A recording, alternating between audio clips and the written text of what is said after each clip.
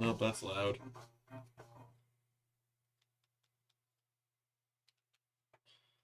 Hey everyone. So we're live. We're doing the Raw watch along.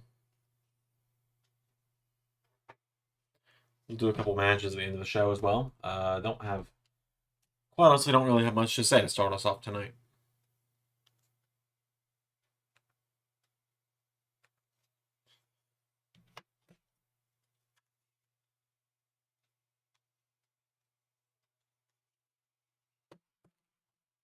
Gotta get the stream set up the way I want it though to get stuff done. I recorded the first match of Zander Mania today, so that was fun. Um, hmm. I don't know if I'm gonna work on anything tonight or not, quite honestly.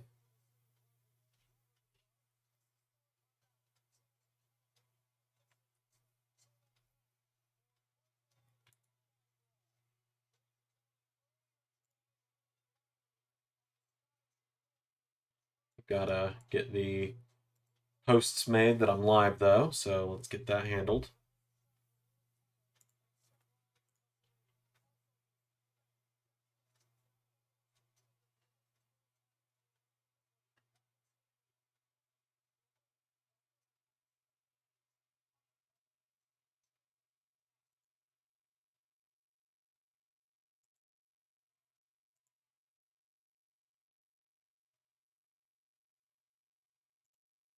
Okay, let's see.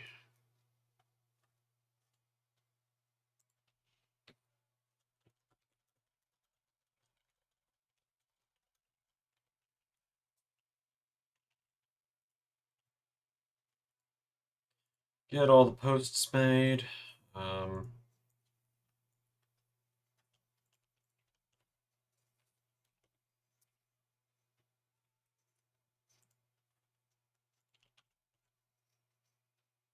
Yeah, Zach, watching old episodes helps. We're getting it handled. We're getting the computer situation handled for Ray though, so hopefully it won't be long with me doing AEW. It should hopefully only be a couple weeks at this point. It should probably be this week and next week, and then Ray's first show back will probably be um, Wrestle Dream because that's next weekend, I believe. I could be very wrong. I may just be making that up, but I'm pretty sure that it's in not this weekend but next weekend because of course this weekend is Survivor Series and um, Rebellion, which I am cutting it close this week. There's probably not going to be early access for anything this week. I'm just going to go ahead and tell people that. Um,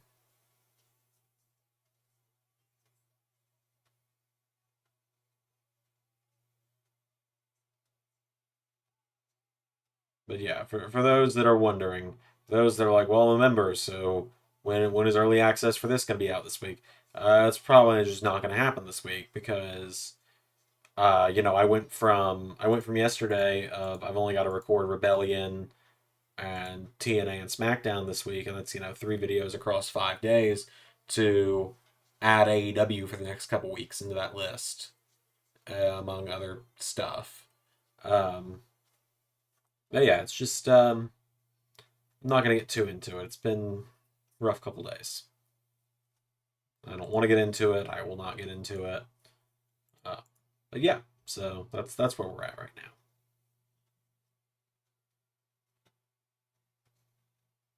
Getting a recap of Elimination Chamber right now, it looks like, which means that I would have been fine to start like 10 minutes late because these recaps take a while.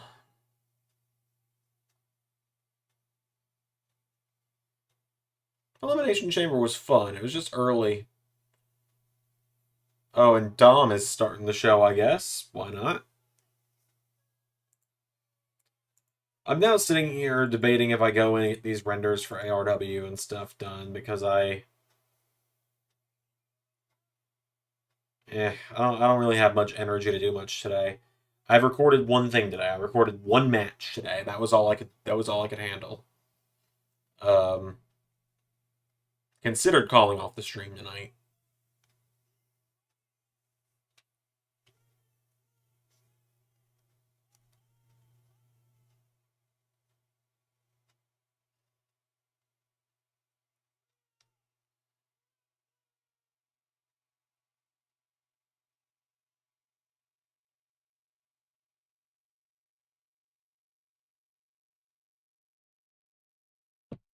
Do I like the new WWE production style? I mean, it's, we're not cutting between 17 camera angles every second, so yeah.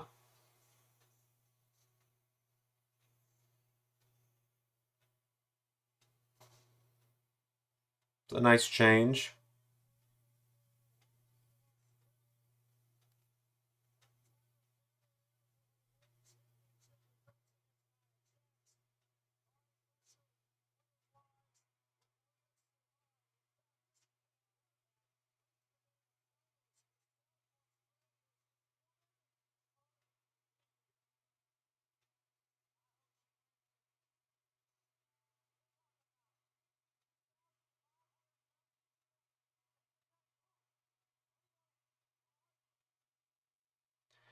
Um, like I said, I don't have much to say right now as we start the stream. Hopefully, as people join the chat, I'll have more to talk about. My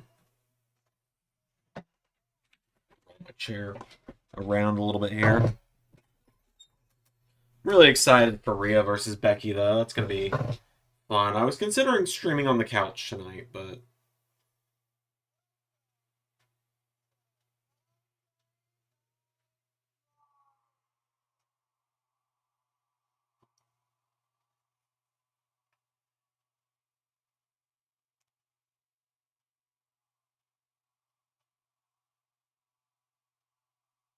yeah, Dom got stunned today.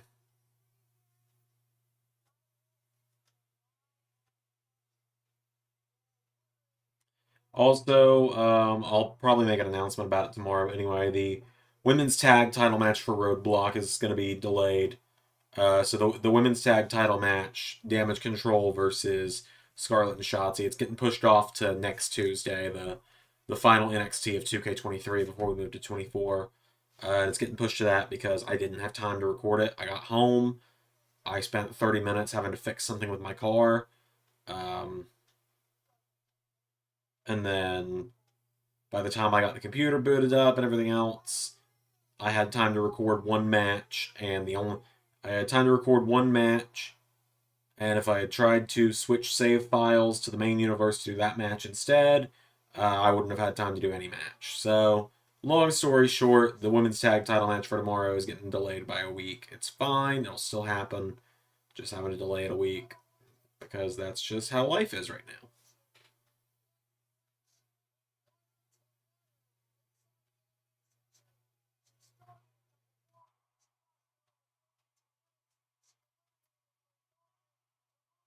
Spot when he got thrown off the coach's drill. Yeah, I don't know. He kind of glitched out when he started standing up. I don't know what the deal was, but it was brutal. It was a fun match, though. Glad people enjoyed it.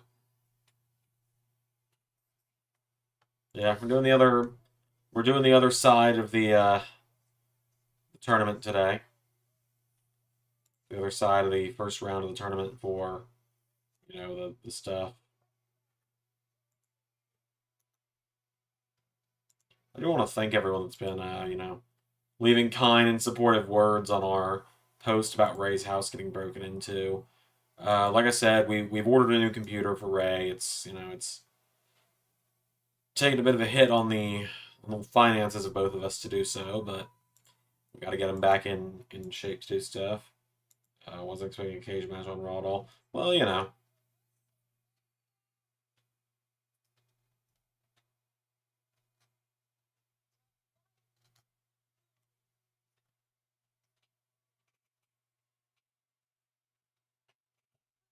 it's weird. I don't know what I want to do tonight. I mean, I guess I could work on the RW section of the website.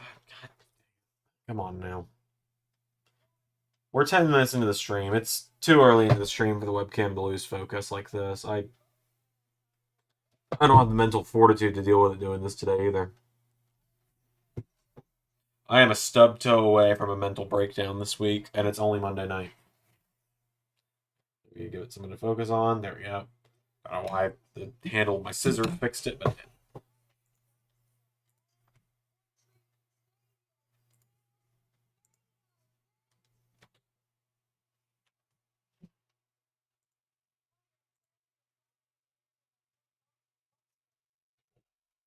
there we go. We'll just tilt it this way for now. The monitor is tilted very, very much more than normal, but it works.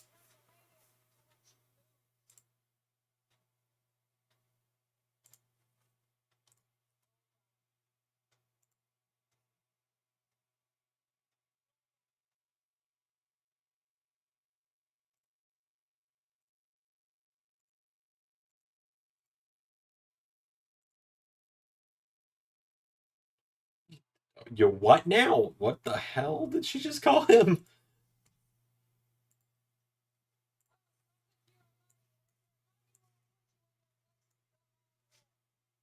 If your mommy won't put you in your place, the man will. Becky, you know what you're doing.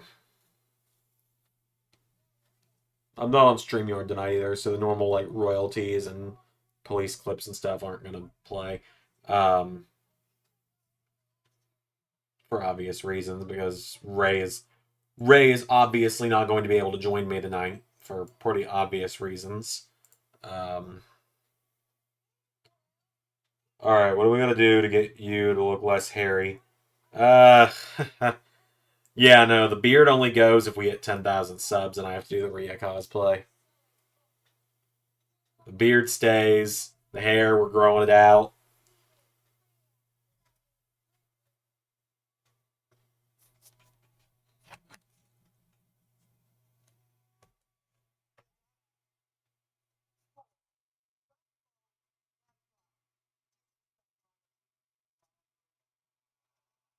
Just waiting for the day we get the Seth and Becky versus Rhea and Dom match. Just saying.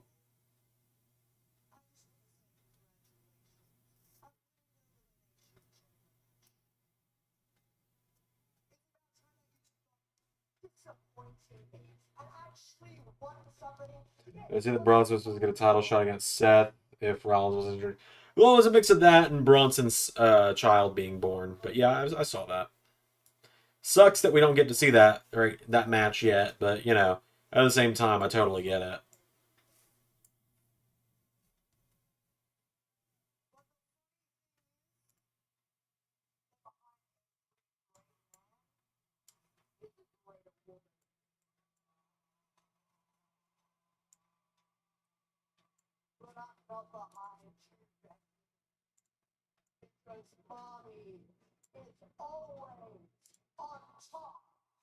Damn right.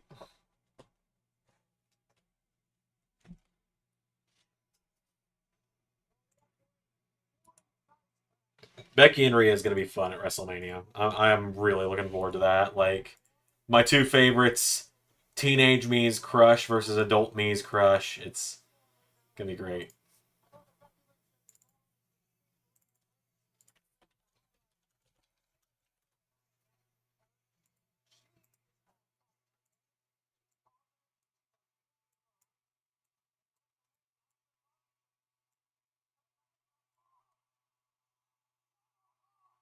Oh, hello, Naya. Sure, I guess. Sure, I guess.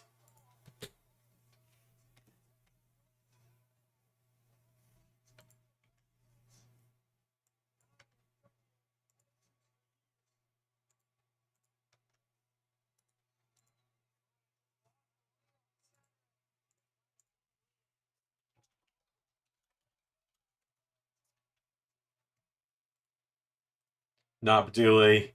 I don't know. Not particularly excited to see a Naya and Becky rematch from. I assume probably because Naya beat Becky at Day One Raw, they're gonna run the rematch. Naya's not been as bad this time around. Like she's been, you know, she's not been as bad as she used to be. Like, I mean, hell, the match she had with Rhea at Elimination Chamber was actually really fun. I actually really enjoyed the match. If Rhea has a cameo, I'd pay to see you, Rhea. That'd be great. It would be the Adam Driver, John Oliver bit. Um, she would just start saying rude things, and I'd be getting very excited about it.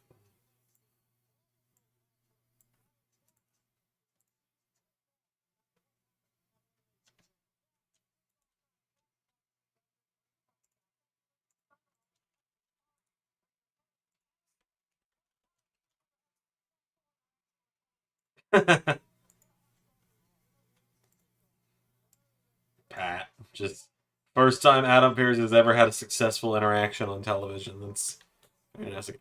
Oh, okay. Grayson Waller and Cody Rhodes tonight. Yeah, why not?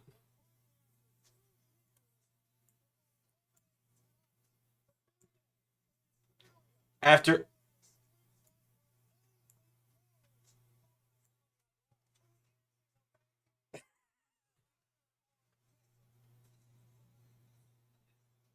I love that Pat just went along with it. 2 years in the making, Imperium versus New Day, eh? And Pat just went along with it. That's why we don't deserve Pat McAfee.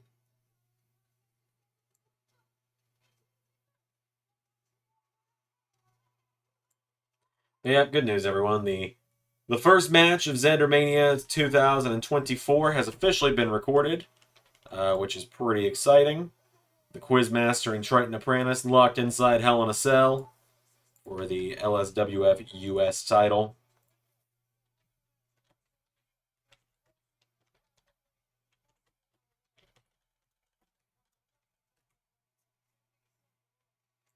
Right now, the kind of game I'm playing here is just going through and making these renders while I don't really have much else to do, I suppose. I don't know. Like I said, it's been kind of a shit 24 hours, clearly. Um, Especially with the whole thing on last night's stream. For those that didn't see the channel post, for those that weren't in last night's stream, Ray's computer got stolen last night. Someone broke into his house while he was at work. Um, and so I'm having to take on Ray's workload on the channel this week, which is stressing me out big time. I'll admit. We're going to get it handled. We've ordered him a new computer. Um, Not cheap by any means. It's, taking a bit of a nasty hit on our wallets for it.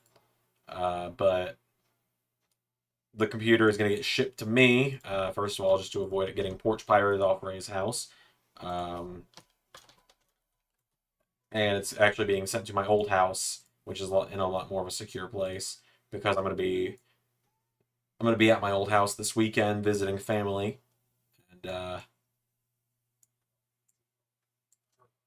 I'll set up Ray's computer and take it to him before I come back home next week. And then he should be, best case scenario, he'll be back next Wednesday, and I'm only going to have to do one episode of his. Worst case scenario, he'll be back for Wrestle Dream next Saturday, Sunday, whatever day he's doing it. I don't really know what day he's doing it, quite honestly. I haven't fully kept up.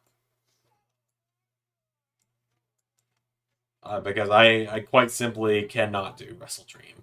I cannot do a Ray EW pay per view because Ray does 4 pay-per-views a year. He does 4 pay-per-views a year. Um, I and his are like 3.5 hours each. I cannot do that. I can only do that long of pay-per-views a couple times a year, and that is not one of them. Because of course, we've got Forbidden War Night 1 and 2 coming up in about 6 weeks now. 6 weeks from yesterday. And then we've got I'm really excited because my favorite show of the year is coming up. Royal Rumble for LS11 Universe is coming up. Really excited about that. I think we've got some big stuff planned this year for the Rumble that people will really enjoy. And then, of course, we're coming up on the season 5 finale in late May, early June, something like that. Let's see. Late June, early July. My bad. But yeah, no, like we got, Rumble, like Forbidden War is gonna be in April, first weekend of April. And then Rumble will be first weekend of May.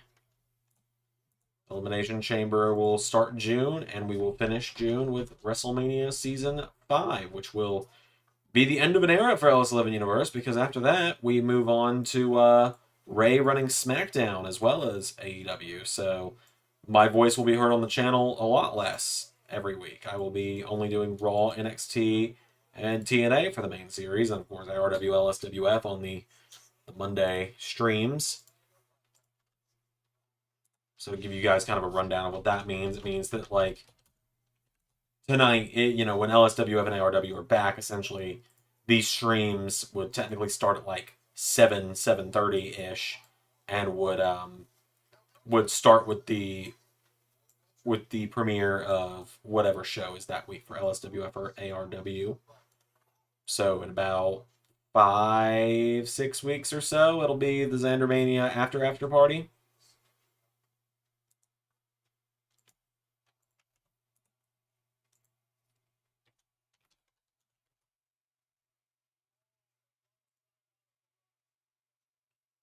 Okay, you don't have to call me out like that. Maybe I am,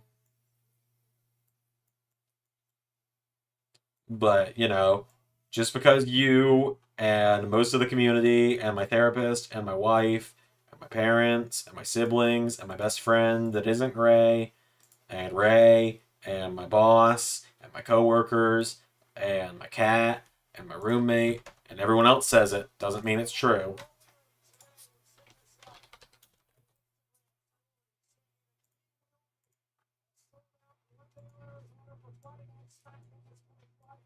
So seeing the post from The Rock about how he's going to be at SmackDown these next couple weeks. Like I said, everyone, I'll try my best to keep you all updated on it. I do not know if I'll be able to do SmackDown reactions this weekend. On Friday, I will be driving back to my hometown on Friday. I get off work at 4:30. That drive is anywhere from 2 to 3 hours, so I could be cutting it very close, and I want to see my family a little bit too, obviously.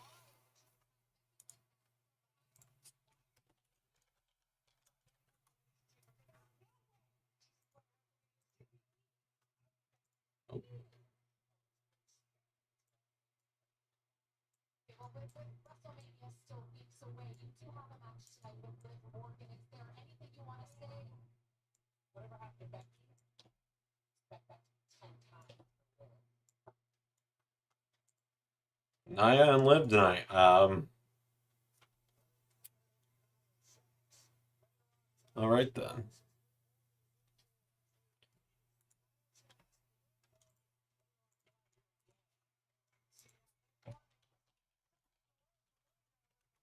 Oh yeah, family first always.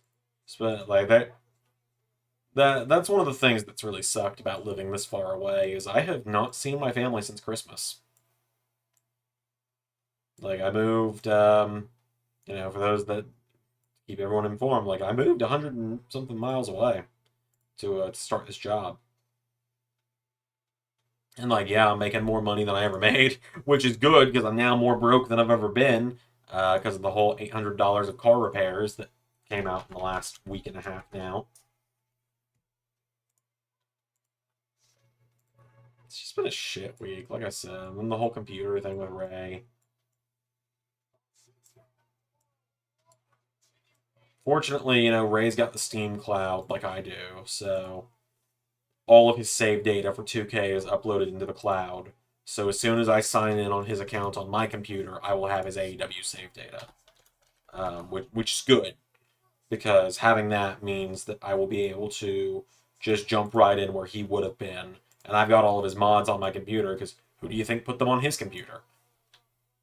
But like, I'll admit, I talked about this. I think I talked about this a little bit last night. One of the things bumming me out most about Ray having that computer stolen is like, that was my computer. That's the computer that I started this channel with. Like, and I'm not mad at Ray by any means. It's not his fault. I'm mad at whoever thought they deserved it more than him. Like that's the computer I bought when I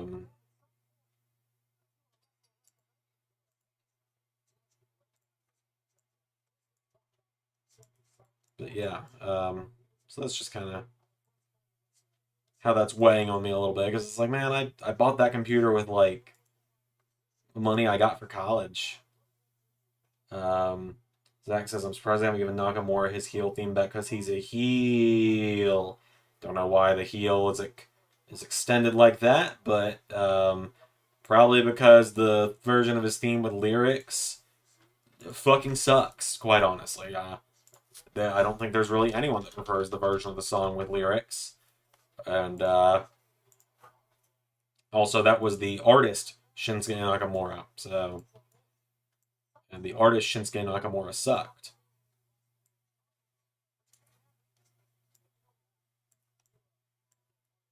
Heels can have good theme songs. Bobby Roode, the Glorious theme, for example.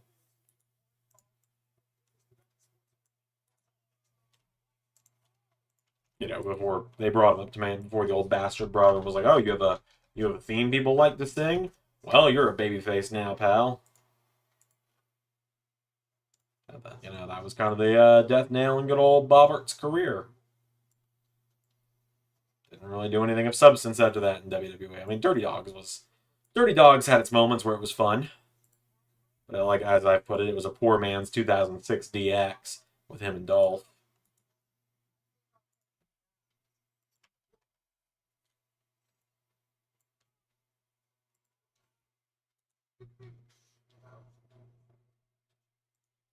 Oh, Jack Black.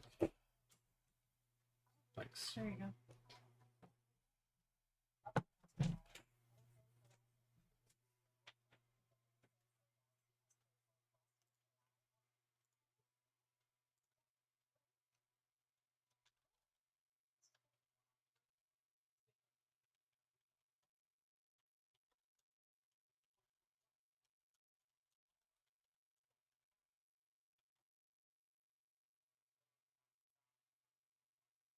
My wife who just brought me dinner. We were for those wondering, they were like, "Well, the pin message in chat said you were going out to dinner." Well, we were, and everywhere we planned on going was closed. The first place we planned on going was closed. The backup plan was closed.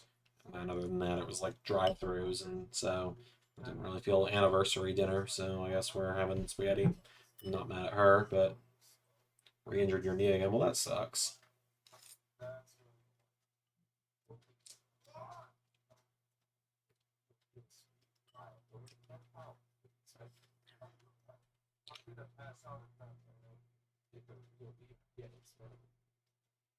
I'm just here for the lulz. Can't watch Raw. Fair enough.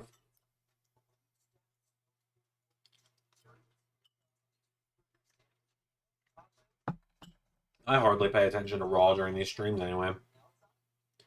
When Ray has his computer back, he usually joins me for these. Um,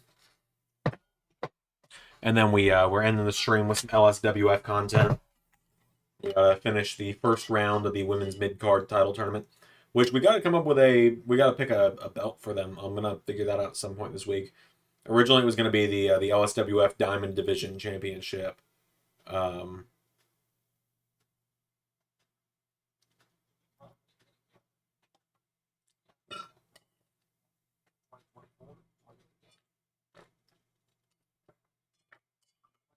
but yeah, it was gonna be called the LSWF Diamond Division Championship, and it was gonna be like a mid card women's title. Um, and then no Stanley Cup. No, I just use whatever this is. My grandmother, God love her, was going through her kitchen and getting a huge pile of stuff to take to Goodwill, and this was right after Christmas or right around Christmas time, and I'd been drinking out of a mug I got from college like from the department I graduated from as like a graduation gift, and it was like a quarter the size of that, so it was like I took two sips and it was empty, and she was gonna get rid of that and send it to Goodwill, so I was like, "Oh, I'll take it. I could use a bigger water thermos."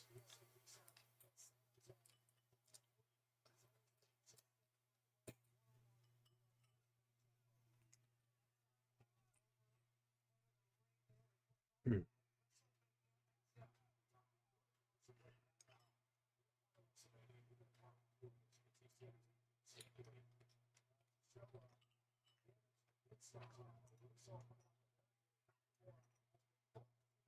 Also, no Stanley Cup could also sum up how my hockey team has been the last, like, decade.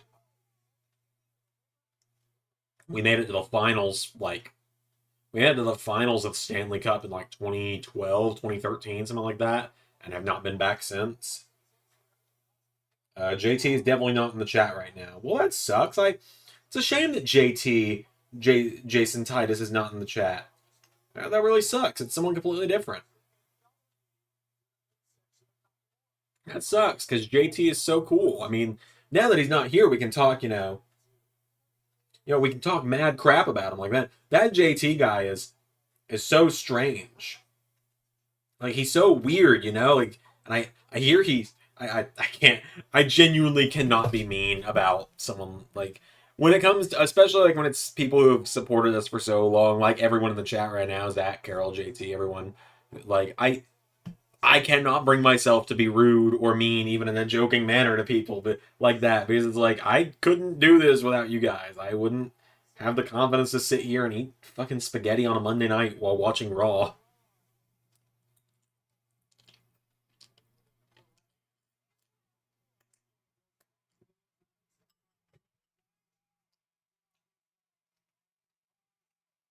Oh, by the way, Xander, you should put John Cena in a singles match against Trick Williams and have Cena pin him. That'd be a great idea. But only after like a 20-minute, or not 20-minute, like a 15-minute barn burner that Trick almost wins. Obviously.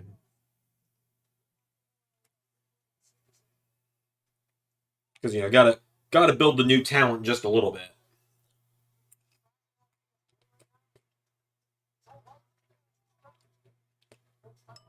And for those wondering like why Trick didn't win today, and it's like, well, you let Bronson Reed beat Cena like a month ago. In this case, it was like Trick is still part of NXT. He's still got to prove himself. A good loss to Cena doesn't hurt either guy. Like a star-making performance, but a loss ultimately doesn't hurt either guy. Whereas, yes, Trick winning would have like immediately made a big deal out of him. He's not coming to main roster just yet for us, so if that were like his debut and he was going to stick around on main roster, then yeah, probably he would have won there. But ultimately, the idea is Trick's going to be in NXT for at least a little while longer. He's got the match with Jinder tomorrow.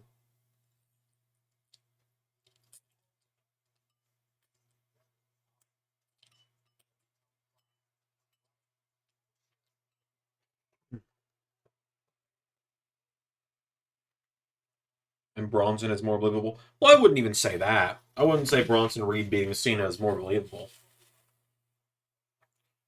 It's more so just that in that situation, Bronson Reed was a few days away from challenging for the world title.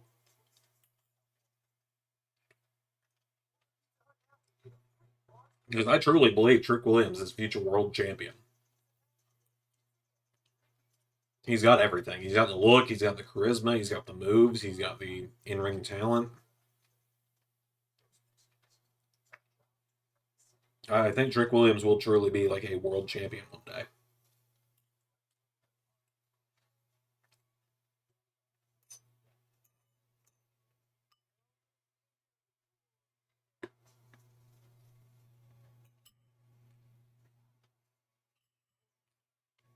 Oh yeah, the new Ghostbusters is coming out. Oh, looks like it's gonna have more of the original cast in it, but also Patton Oswalt. So I'm kind of hit and miss with him.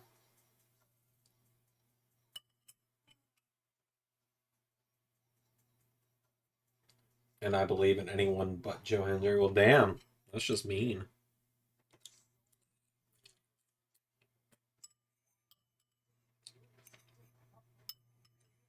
Oh yeah, so hold up. Let me finish this last bite.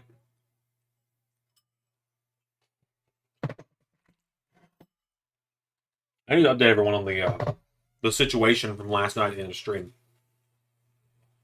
So if you guys remember last night at the end of stream, I was really confused because someone commented that I had copied their pay-per-view. And I was very confused because they commented on an episode of NXT. So this person, Ghostbusters 17, we are all ghosts now. Oh man. Getting real meta with that one. But yeah, so they commented, "You stole my pay-per-view." And I just went with, "What?" I don't I responded with, like, I have no idea what you're talking about. What pay-per-view did I, in quotes, steal? Oh, it was copy. It was copy, not steal. What pay-per-view did I copy? Um,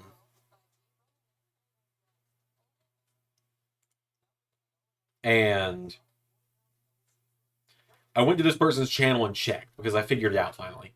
This person who runs a very similar series to ARW with like fantasy characters and all that was running a pay-per-view event called End of the Line that they haven't aired yet. Um, and like I said, I'm not gonna name drop anyone because that's just not how I roll. Obviously, I don't do that. But yeah, no, it's like they're apparently going to air a show called End of the Line soon, and I was like, I said I have no idea what you're talking about. Ray responds, and then the guy says End of the Line, to which I just was kind of like, uh. You realize next week I'm doing a show called NXT Roadblock, and the Roadblock pay per view used to be Roadblock, End of the Line. Like,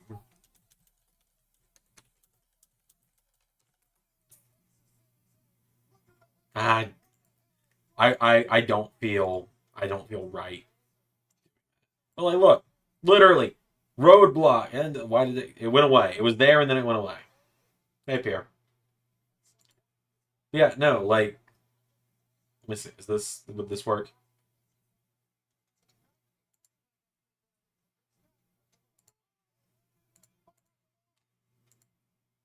Yeah, look, it's literally called Roadblock, End of the Line.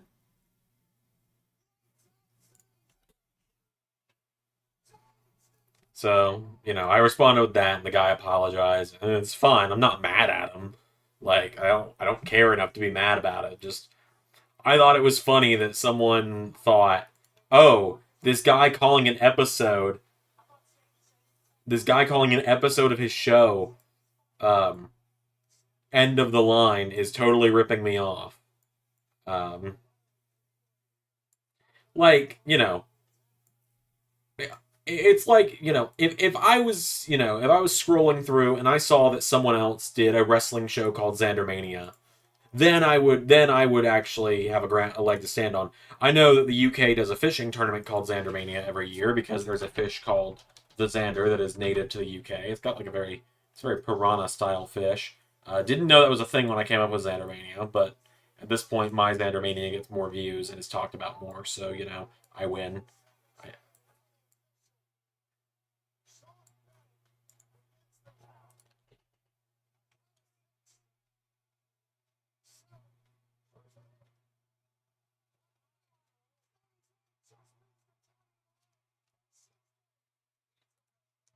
yeah, Roadblock 2016. I'm trying to remember.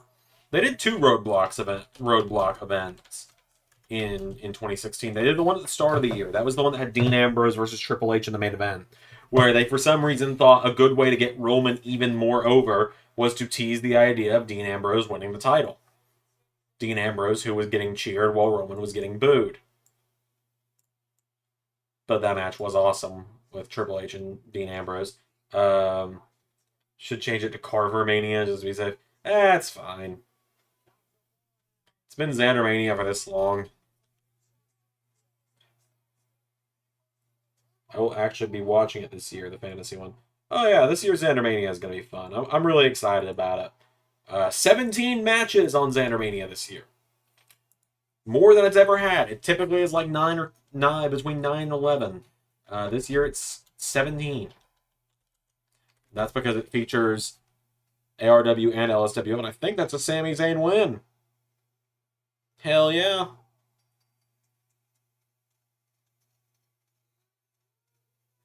I'm kind of assuming Sammy might go after Gunther.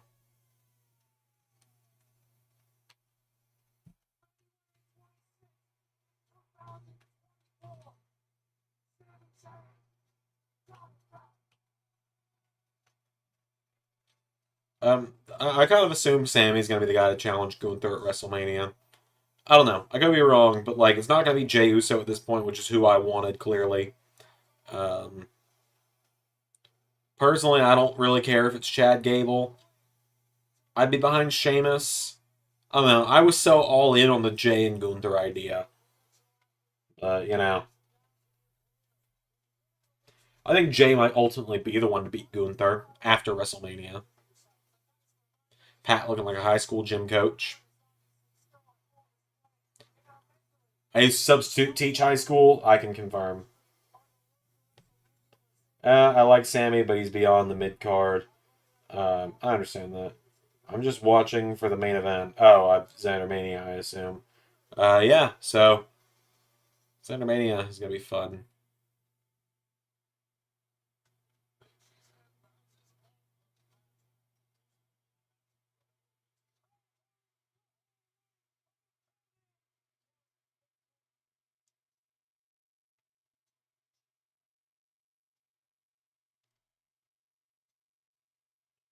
I've really enjoyed Ludwig Kaiser.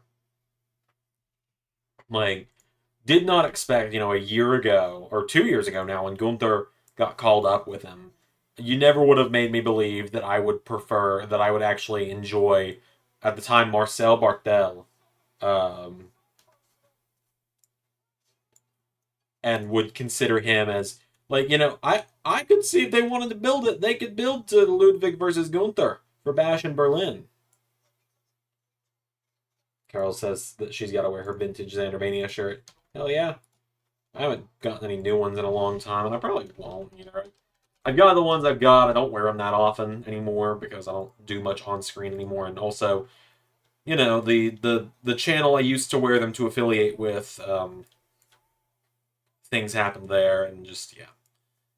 End of discussion on that one. I've crossed that bridge a billion times by now. Um, How'd Sammy go from WrestleMania main event to IC title? Well, it's not confirmed that he's going after the IC title. That's just me recklessly speculating.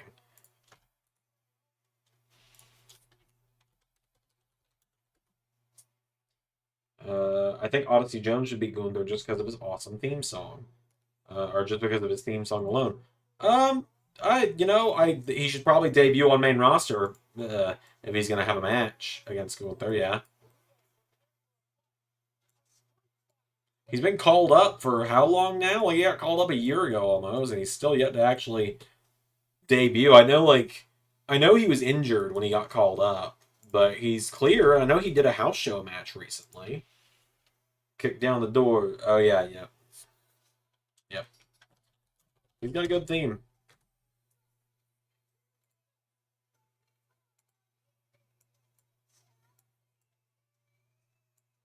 Oh yeah, apparently the Chelsea Green announcement is in 2K24, so that's cool. That's fun.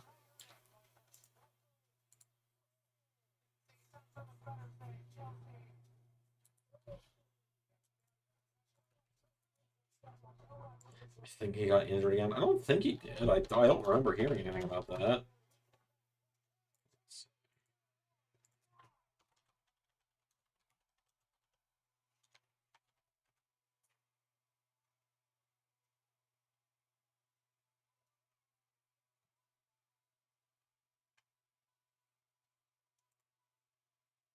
Let's see.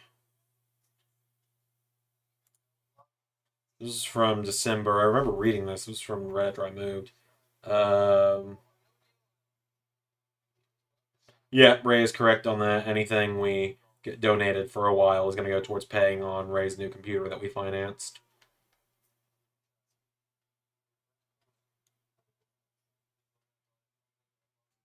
It is indeed Ray.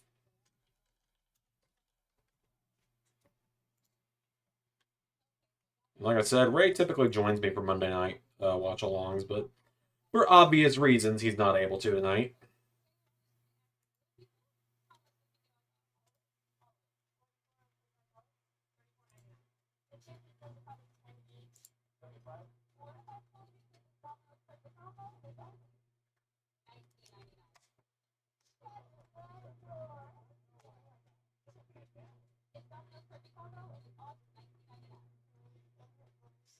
Domino's is so interesting when it comes to how much you pay for certain stuff. It's weird. It's like I think Bill Burr did a bit on this. It's like, Domino's. It's like, well, I don't have a coupon. Okay, well that's gonna be $45 for one medium, one topping pizza. Okay, or with this coupon, you can get 4 large 7 topping pizzas for $1 each. Um, really, I think Bill Burr's right. I think Domino's is just trying to fatten all this up, so that we can't leave our couches and have to we can only eat Domino's. Any potential feud we're gonna have with Logan Paul or Randy Orton? Quite honestly, could not fucking care less.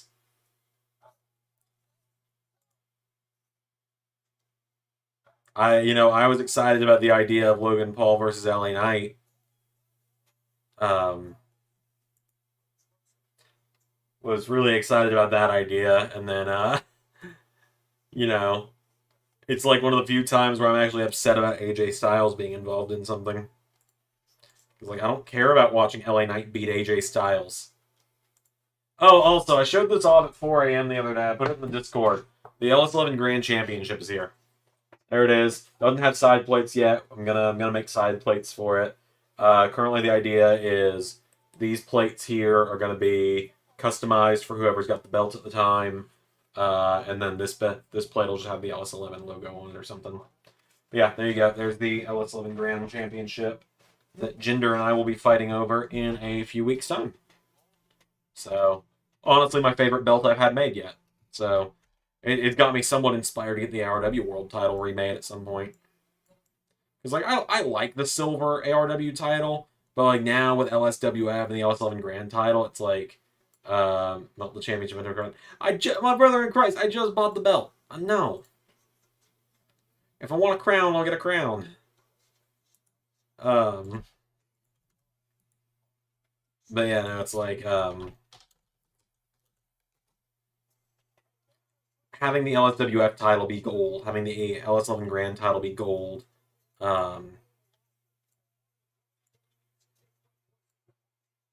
it's like, as everyone knows, I'm very much the I like gold meme, but Zach, I hate to burst your bubble, pal, but Randy Orton and Logan Paul is probably gonna go for like 15 minutes. Logan Paul doesn't do squat, like Logan Paul doesn't get squashed.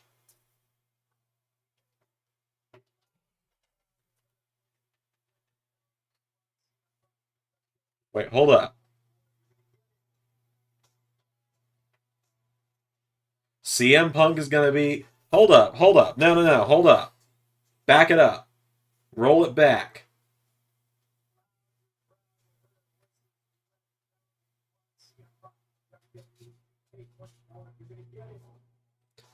All right, who was all previewed on that season pass?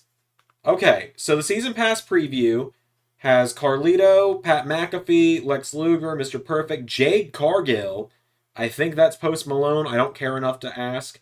The Dudley Boys, DDP, Kyrie Sane, and CM Punk all on it. That's exciting. That's a pretty great season pass lineup, and Post Malone is there, I guess.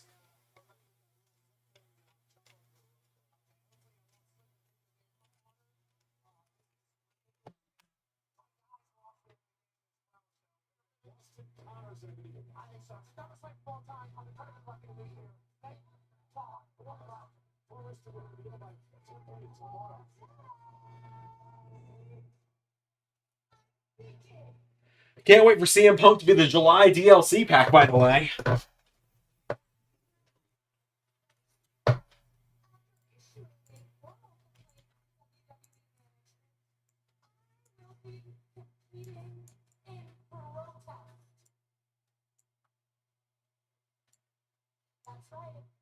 Like, we all know, CM Punk's going to be the last DLC pack. It's going to be like how Rebel with Wyatt was the last one last year, and how the one with LA Knight and it was the last one 2 years ago. Or Bray was second to last. Bad News for You was the last one. But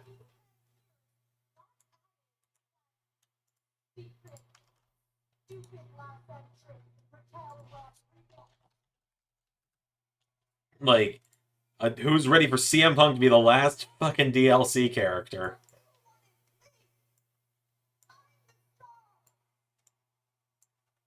It's okay. Modders will have him in like the first week mods are good to go in the game. He'll be in there.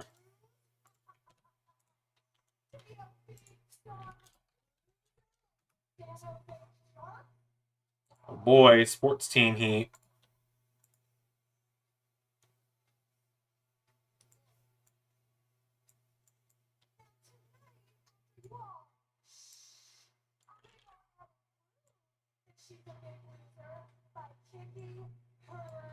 JJ says my reaction to the DLC pack, yawn. I think that's a pretty good lineup compared to the last few years. But we're going to wait till next year for Jade. I think it makes sense. They announced her signing in September, October, somewhere in there. So she's been signed with the company long enough for her to be in the game.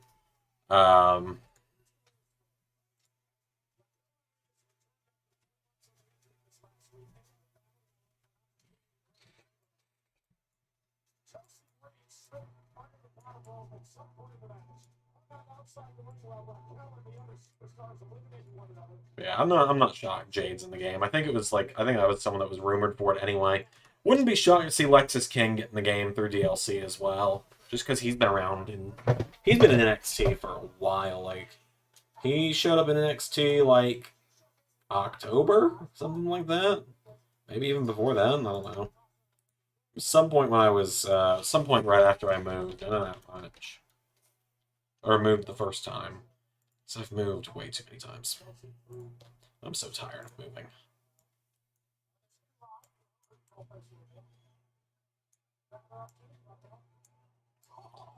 Probably safe to assume Nia Jax will be DLC as well. Especially if Kyrie is going to be DLC, it wouldn't shock me if Nia is DLC. I'm scared that I might need knee surgery this time. Well, I hope you don't. That would suck if you did.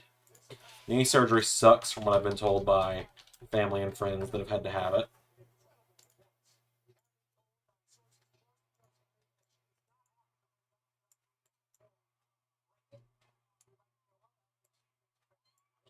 Also, I assume Dragon Lee would probably be DLC as well. Of course, it's over 20 characters, 5 packs with 5 characters each, or something like that, probably. We know the Dudleys. We got Dudleys, DDP, Jade, Pat, Post Malone for some reason. I really don't care on that one. Punk, Perfect, Mr. Perfect, Lex Luger, um, Kyrie, and then I assume the other characters will be some former women's champion of some kind because there was a women's title in the teaser. So it could be it could be anyone really there, anyone that held that women's title. Um, and then there's also probably Naya, probably Lexus King. I'd like to see AOP get in his DLC, but I highly doubt it, given they returned like 2 weeks before the game got announced. So probably a little late there.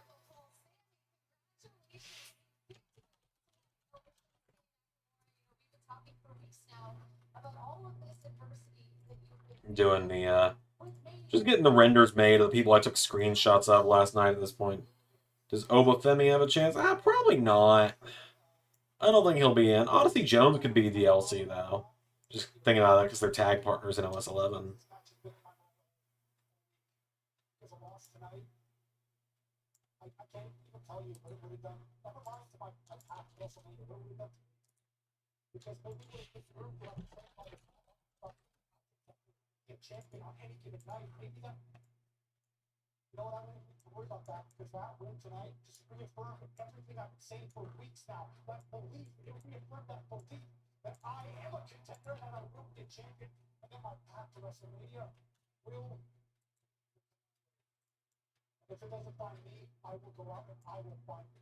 What makes me really sad is realizing that this Sami Zayn path to WrestleMania. Yep, it's gonna be Sami and Gunther at WrestleMania because there's Ludwig.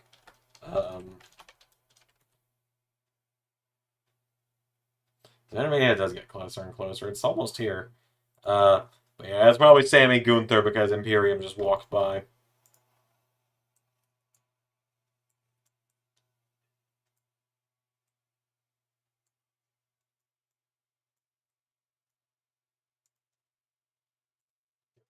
Oh, Mickey James could be DLC, actually. That could be who the women's title was referring to, actually. She's not under contract anywhere. She's teased the idea of coming to WWE again. And I think she will come back to WWE sooner rather than later, whether it's for a Hall of Fame induction, for a run similar to her TNA run. Who knows? But yeah, no, Mickey, not a bad shout, actually, for DLC. I'd be happy about it. I love Mickey James. Like, Mickey James, legitimately one of my favorite women's wrestlers. It was so cool actually getting to be part of that show, like in the crowd the night she won the title in TNA. This time a little over a year ago now. Michelle McCool is also a pretty good shout. That's very possible.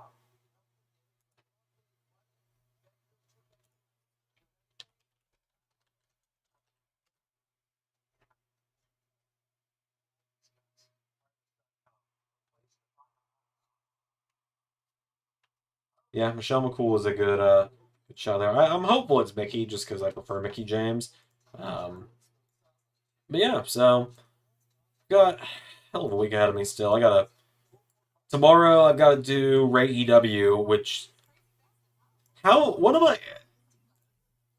I don't even have the script for that show yet. So Ray, if you're still in chat, send me that script as soon as you can, please, so I can, get to working on that tomorrow, so it can actually come out on Wednesday. Um, Otherwise, I'm gonna have to write the script for the show, which is not gonna make a damn lick of sense for me because I don't know what's going on. I don't watch Ray EW every week. I love what he's doing with AEW. I really do. Um,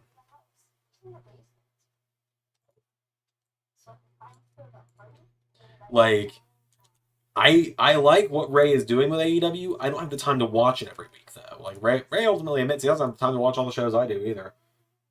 Can you send me your script for AEW? I can't guarantee I'm gonna use it. Actually, I can probably guarantee you I won't use it. I also need to get Ray's Steam login so I can actually have his save data. Well, let me check out of sheer curiosity on this real quick. Um, Hold on. I'm curious enough to check this. Am I still signed in on Ray's account? Because I got signed out of my account on Steam. I used to be signed. I had Ray's account on my computer though from when I got his mods initially installed. So we're about to find out.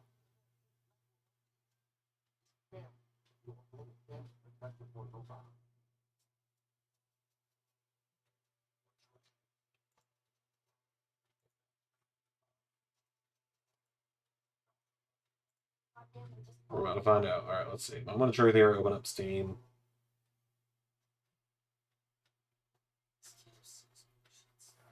No, I don't. I'll have to get Ray to give me that then.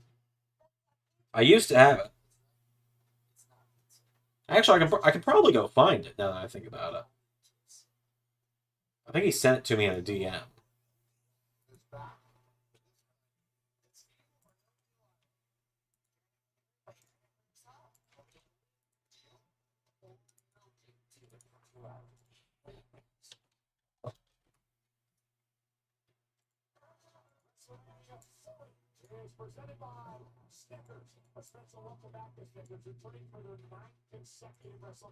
God, this is the ninth WrestleMania for Snickers, huh? That means they started at WrestleMania 32, right? Yeah, yeah, I remember because I did WrestleMania 32 in Universe back then on the old channel, and it was the first. Yes, it was the first time Ray ever appeared on commentary. Uh, First or second, one of the two. It was one of Ray's first times doing commentary with me. And he was constantly cracking jokes about how the show was sponsored by Snickers. Um, Needless to say, from the old days of the old channel, Ray and I have both gotten miles better at commentary. Like, pretty much, like, a handful of people remember the old days of Universe because, like, not many people watch. Zach is, like, the one person I know that watches us now that watched us before.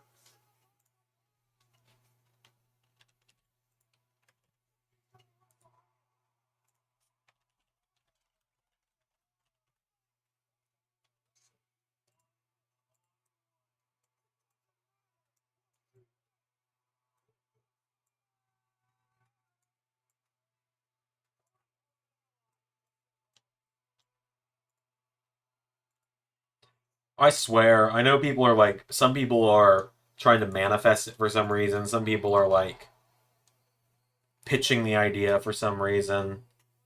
Um, People are like, oh, what if Seth is doing all this to cost Cody the match? It's like, so Seth can sit there and cost Cody the match to the guy that sat there and called him second place bitch? Like, you think Seth's gonna help the guy that called him second place bitch all the time in their most recent face to face win? God, I hope not. Was WrestleMania 32 the Ryder win? No, that was the Cesaro win. The Ryder win was the following year.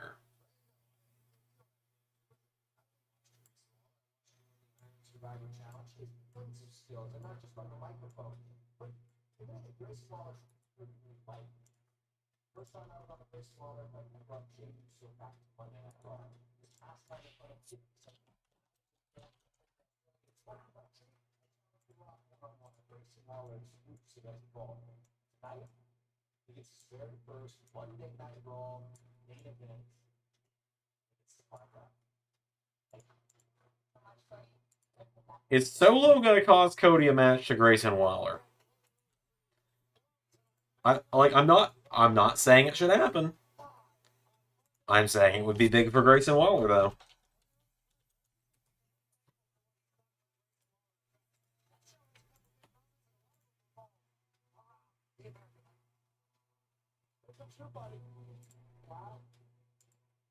Is Terry Funk DLC? I can't remember. I don't think they announced it, did they? Let me check.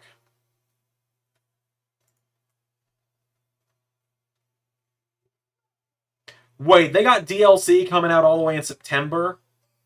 Holy shit. Okay, here we go. DLC Pack 1, ECW Punk Pack, May 15th. CM Punk, The Dudley Boys, Sandman, Terry Funk, My Faction Paul Heyman Manager Card. Okay. DLC 2, Post Malone and Friends Pack, June 26th. Post Malone, Sensational Sherry, Mosh, Thrasher, Honky Tonk Man, Jimmy Hart as a manager, and My Faction content. DLC 4. Okay, where's 3? Oh, here we go. DLC 3. Pat McAfee Pack. July 24th. Pat McAfee. Playable co-hosts. Stay tuned for more info. DLC 4. Global Superstar Pack. September 20th.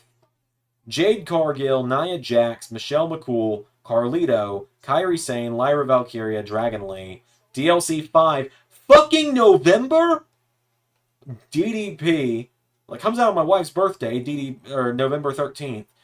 Diamond Dallas Page, Iron Sheik, Mr. Perfect, Great Muta, Lex Luger.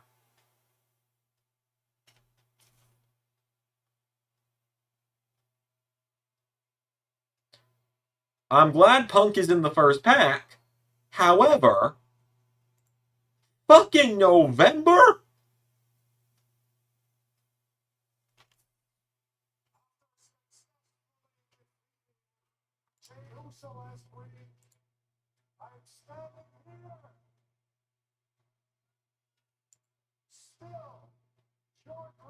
That's fucking ridiculous.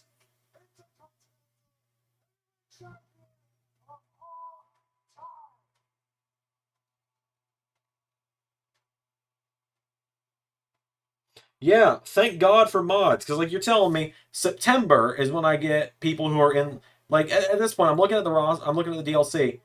CM Punk is the only person in the first 2 packs that will get any use in the series. Shut up, JT. And then after that, no one useful to the series until September. And then November, who cares? So, May and September. Jesus H. Christ.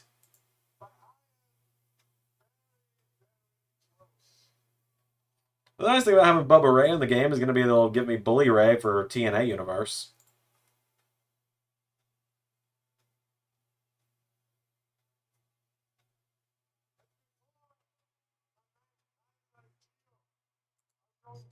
Personally, I think Punk, Jade, Jax, Kyrie, Dragon, and Lyra should be in the base camp. I agree.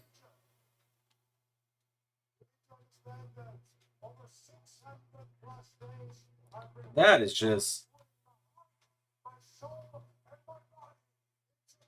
Why am I booing you? You're right. No, you're fucking wrong. I'm glad Punk is going to be DLC 1 at least. Everyone else I can get away with created wrestlers for.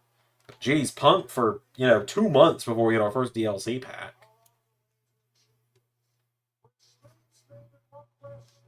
And Pat McAfee and his amazing friends will be in the game, I guess.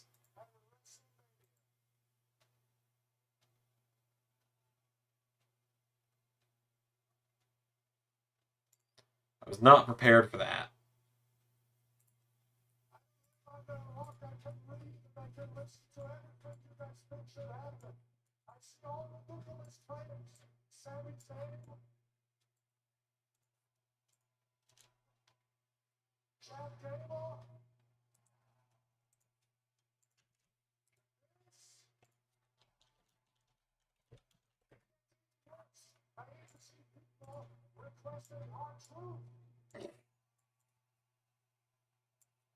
Yeah, R-Truth should be the one to beat Gunther. I don't know what you're talking about.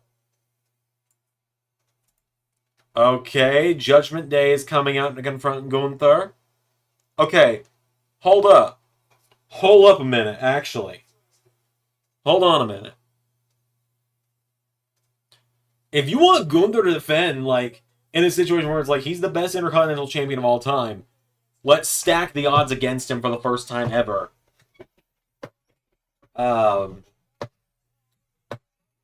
Is Cesaro the only one to have won a world title on both universes? No. Seth Rollins, Roman Reigns, John Cena, The Rock, if we're counting the retro stuff, CM Punk, if we're counting retro stuff, Dolph Ziggler, again, if we're counting retro, Daniel Bryan, redacted UFC fighter,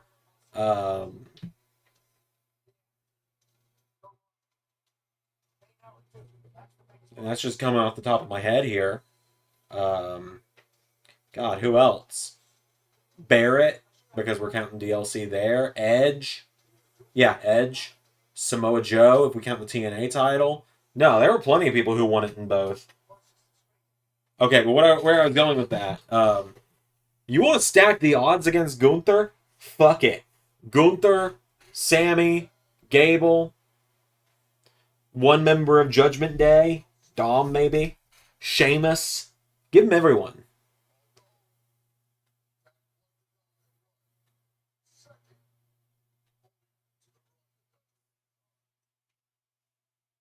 I will take Gunther versus Priest.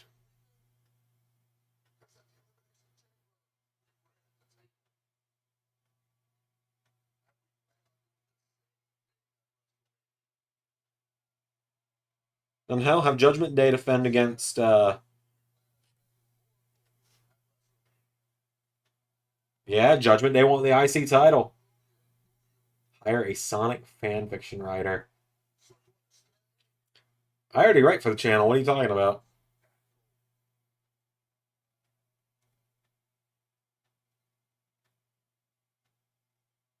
I'll elaborate on that joke in a second. I'll let it linger.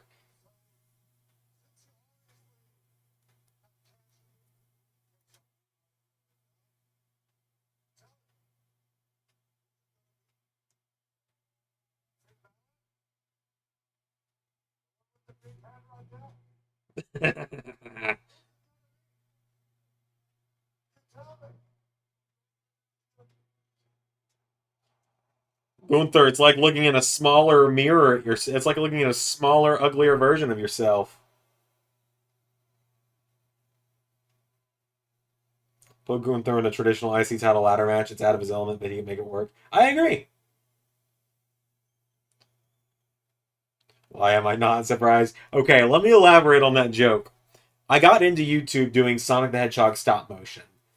Technically, that's fan fiction because it was a fan written story.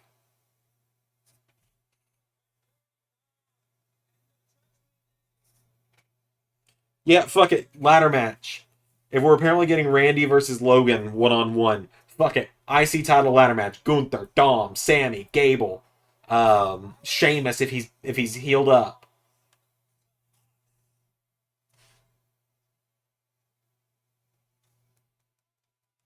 And then have Judgment Day defend the titles against Imperium, Awesome Truth, and New Day.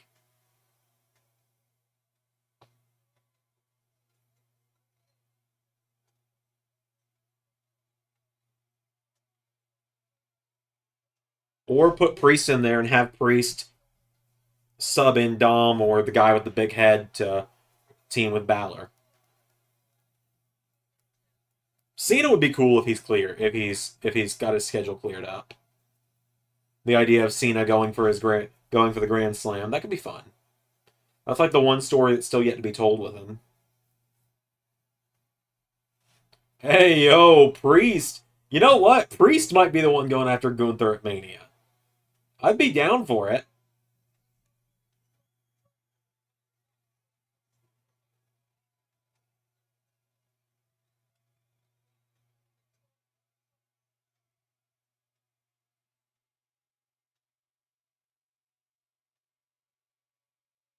Oh, Finn is lingering back to look at Gunther too.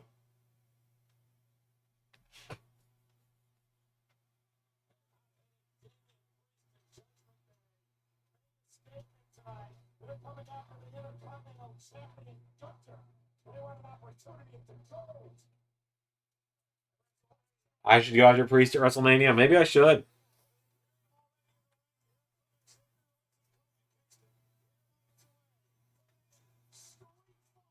Maybe I should.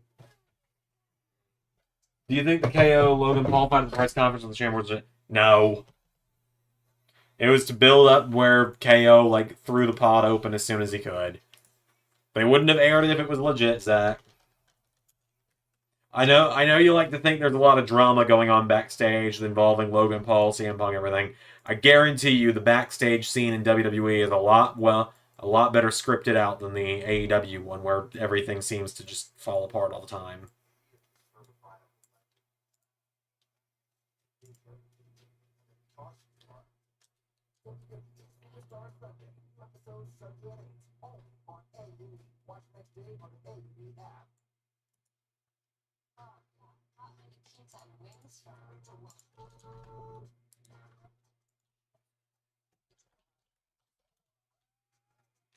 Not gonna lie, putting Kevin Owens on SmackDown was a mistake.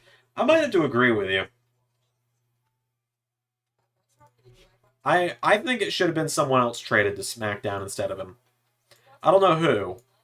I mean, how if you just made it Cody, it would have made this whole thing a lot simpler. But you know, but no, I agree with you. Kevin Owens has not really done much on SmackDown. Like he's punched Austin Theory and Grayson Waller in the face a lot. Sure. All right, I'm gonna throw it on the intermission graphic now that we've got a good GIF for it with the cat head bobbing. I'll put on an old ARW theme song or something for just a minute as well. I'm gonna run downstairs, get my cup or my bowl from dinner cleaned up, and then I will be back in a moment. So, um, let's see. Let's give you guys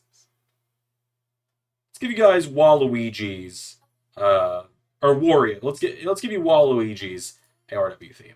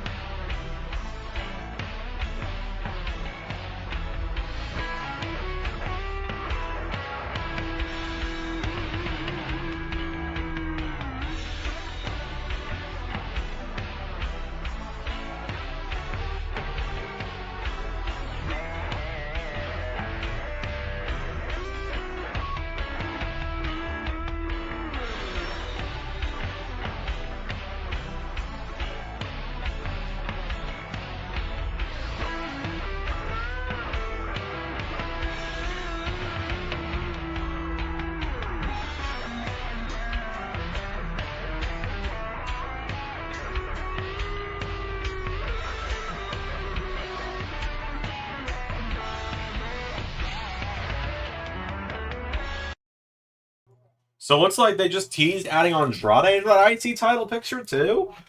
Oh fuck! I put Bronson Reed in there too. I'm back, by the way. I got a snack. I got some chalky milk. I'm having a rough week, and it's only Monday, so this is legit me asking. Like, nobody make jokes about me getting chocolate milk and snacks right now, please. We can joke about quite literally anything else other than my mental state. That's all I ask, legitimately. Like, I don't ask that kind of stuff often, and typically I make fun of my mental state a lot, but I am mentally fucked up right now. Long story short there. Like I said, I don't go too in-depth on that kind of stuff because, quite honestly, I like to keep a nice, thick border between Zander and Zander from LS11 Universe. Put Apollo Crews in the IC Thomas show. I mean, fuck it, why not?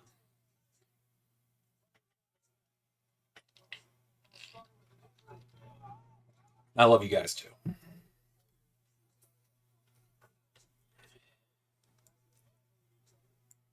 I appreciate that.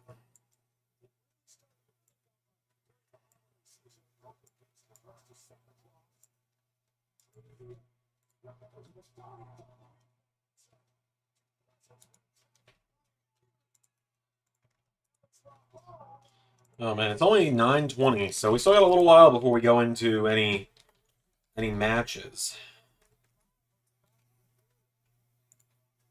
Which is unfortunate a little bit. Remember when New Day versus Imperium's last street fight, they had the Christmas one? Oh, vaguely. I remember that Monday, but I don't remember that Monday very well. Specifically because that was right after I had moved, and that Monday was a really bad day because right when I moved. So, interesting fact here for you guys. For those that don't know, you're supposed to clean the lint trap behind your dryer as well, like the lint tubing, the tubing that the lint can get stuck in, the vent. You're supposed to clean the ventilation tubing on your dryer every few months, right? Make sure no lint stuck there. My landlords had not cleaned it in years. So the first week, or the first day we move in, we wash our bedding, try and dry it for 2 hours. It doesn't get anywhere near dry, and we start smelling burning. And so I had to dry our entire bed set with a hairdryer, which fucking sucked, by the way. It took me 4 hours. Yeah, you can also put Nakamura in the IC title match. Literally, you there for me back in the worst day of my life, back in summer 22. Yeah, I'm glad I can be there for people. I've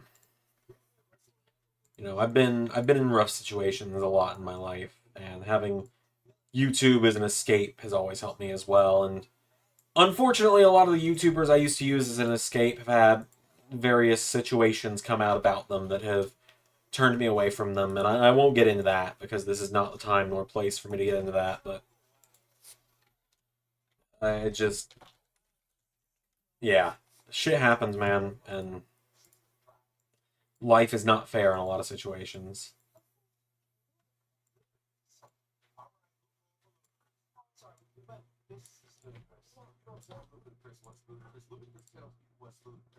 Maybe I'll make the graphics for Xandermania tonight.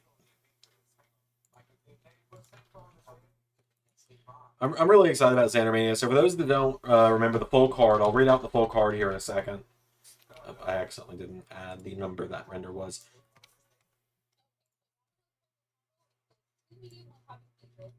Thank you, JT.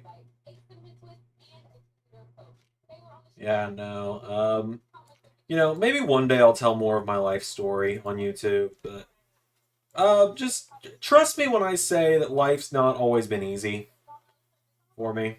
And I don't mean like that as like, oh, woe is me, I've had such a horrible life. It's more like there's a lot of dark shit from my life that I've never brought up. And I don't ever intend to bring up on YouTube either. Simply because it's just, it doesn't, it doesn't sit right with me talking about that on YouTube. And like I said, there's a lot of stuff I probably never will. But yeah, just life sucks in a lot of situations, and I'm glad I can be some people's escape from shitty situations. Um, Michael Cole. Michael Cole put out a tweet. Obviously, Pat McAfee is kissing Gunther's ass after being shut down a week ago during Jey Uso's entrance. Um, Tweets that out at 7:30 p.m. That's hilarious. And Gunther just retweeted it. That's Michael Cole's first tweet in almost 2 years.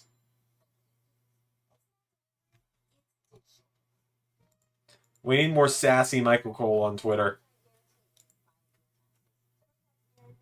Oh, man.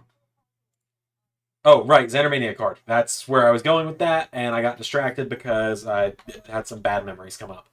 Okay, Xandermania, right. 17 fucking matches. 17! I don't know how I'm going to handle that, but 1 down, 16 to go is how I'm looking at it right now.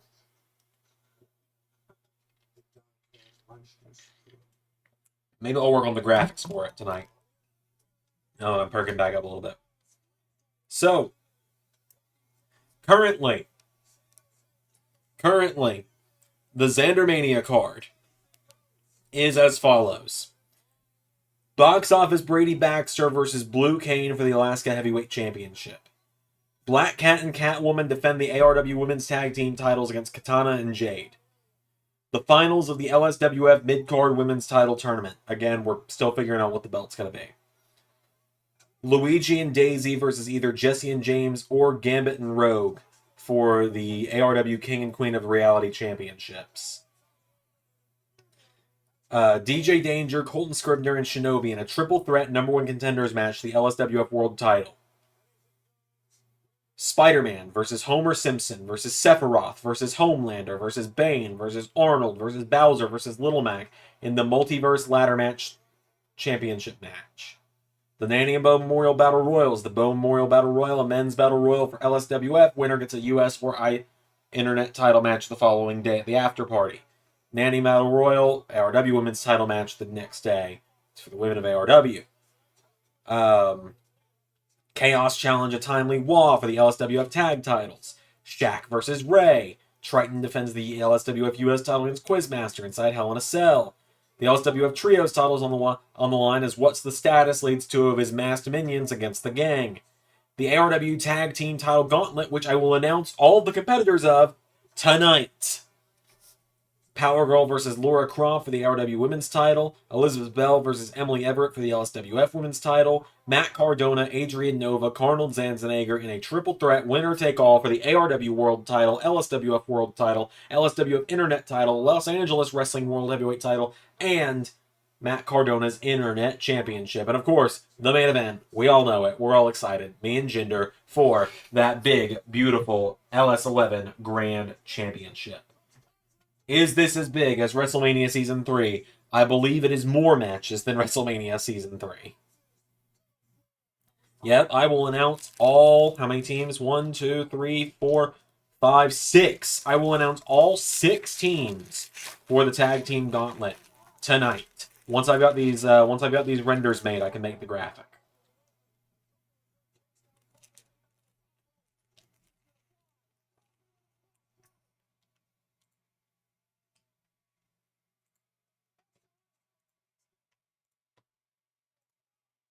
And we already know that Superman will challenge for the ARW title on the Xandermania After Party, so the Xandermania After Party is going to be huge for both shows with their relaunches. Was it over 4 hours? Oh, was it? I do not remember that, but was it? Shit, it was. It was a 4.5 hour premiere. I forgot about that. Yeah, Xandermania might be longer than that this year. If it is, it'll have a special start time or something.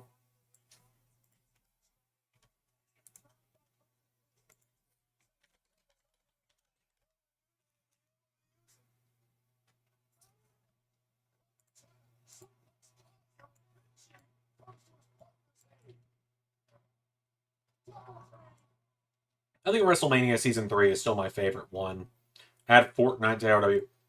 Like, What from Fortnite? Because, like, most of Fortnite is characters from other media. I'm also not a Fortnite guy, so probably not. What am I going to add? Jonesy? I'm going to add the tomato guy? I'm going to add... That's actually all I know.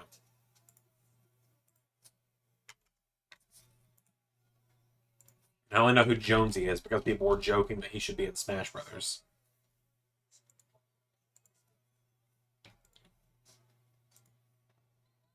God, how many more renders do I have to do? The answer is all of them.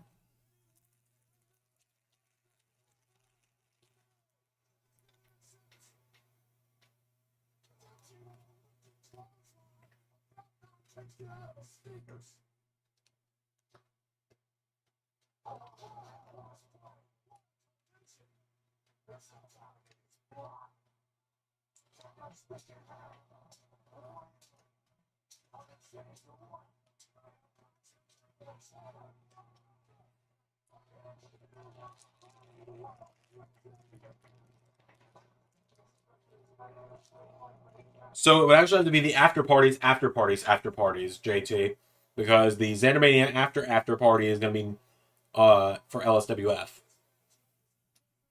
I'm getting double after party this year. And the Foundation, he's basically the Rock. Wrestling sure has some haters. Oh, I missed that chat, Pierre. Hang on. After the events of Elimination Chamber, AJ Styles might have beaten out Drew McIntyre for Hater of the Year. He flew 30 hours just to screw over LA Knight. Yeah, sure did.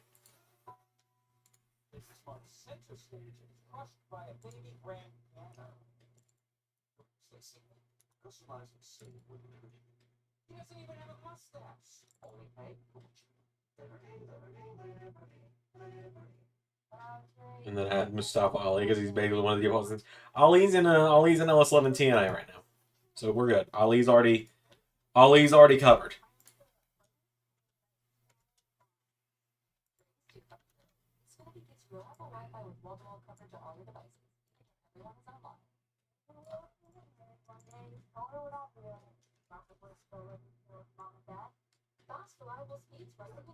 Let's see.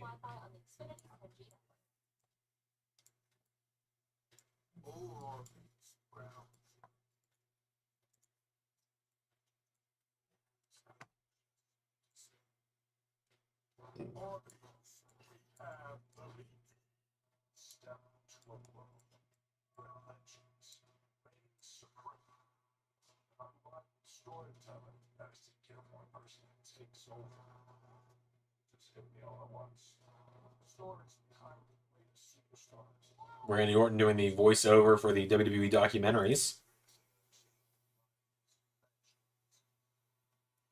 Triple After Party. Probably not Triple After Party. Ali actually has a character in TNA. Well, he wanted to do that character in WWE, but they wouldn't let sponsors wouldn't let him.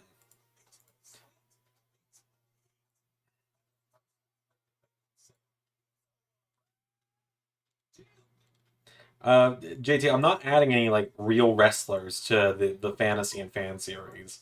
It's just as simple as that. Gender is the exception because the LS11 grand title travels between everything. Oh yeah, Becky and Bianca are in Fortnite. I forgot about that.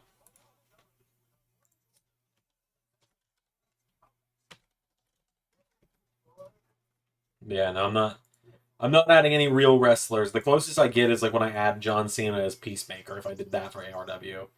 Cena was in ARW at one point. That's because we weren't using him in the series, and also I wasn't really doing the main series yet. The after party to end all after parties. Hey, the Xandermania after party is the place to be. It's honestly one of my favorite videos to do every year, and I'm glad I'm not skipping it this year. I'm also glad that this Ray computer situation is only going to be a temporary thing, so it's not going to be as bad as I was worried about. I'm glad I had the thought of financing it on my card today. How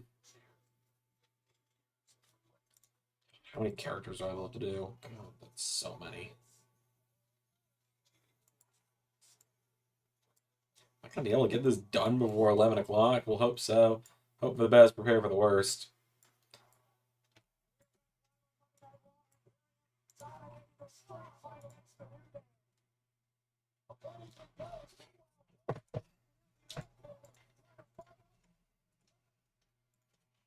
Has Fortnite done anything with Sonic the Hedgehog yet?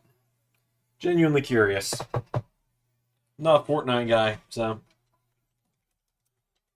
I wouldn't be shocked if they did, but I also don't know how they would do it given hitboxes and stuff, and Sonic's not humanoid.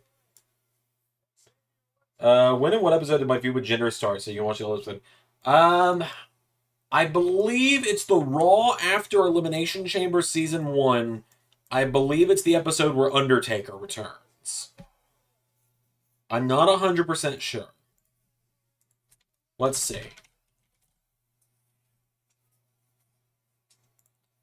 I believe it's this episode. Let me double check. Yes, it is. So for those that don't know, this is where the Zander and Gender stuff started.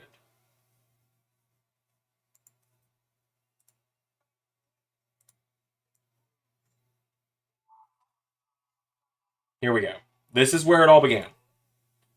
Entrance, because he's Jinder fucking Mahal.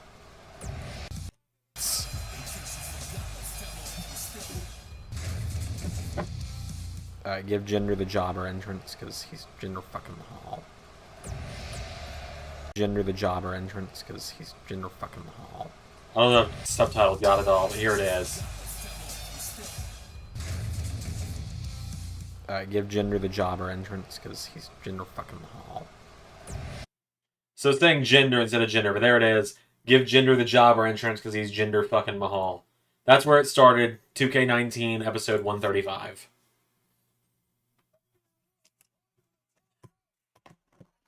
Do I think I'll ever do the ARWLSW Worlds Collide idea?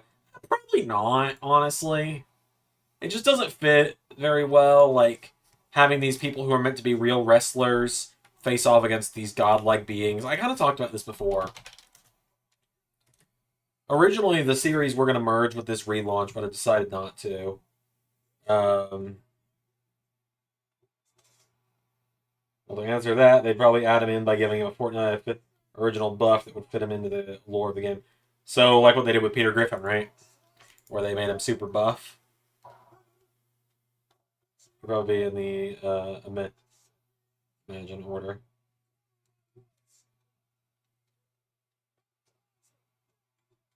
I mean, it's legal for him to pull the official out.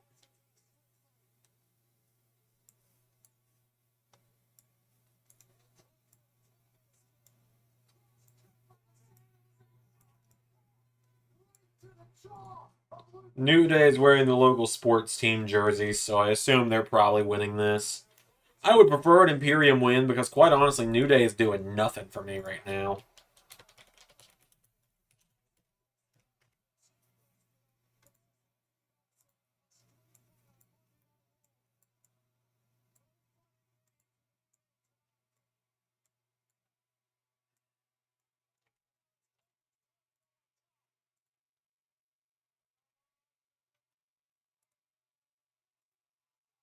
Oh, well, New Day might lose. Kofi just went through a table.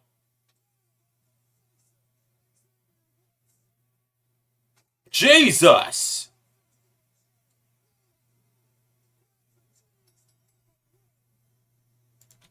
Hopefully that's the end of the New Day stuff with Imperium, though, because it has been going for 2 months, and quite honestly, I just want Imperium to win and move on.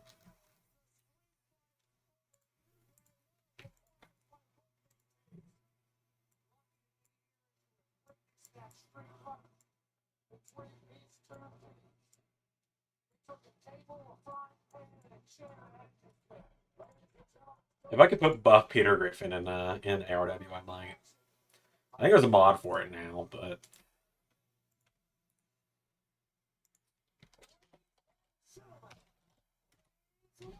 also everyone will be happy to hear everyone's favorite former ARW Women's Champion Mystique. And are we back? Oh, we're still down. We still have. Well, are we back? We're back. All right, cool. It's just the regularly scheduled dropping frames that happens once every stream usually. No idea why it happens. It just does. Can't really. And we're back again. Are we good?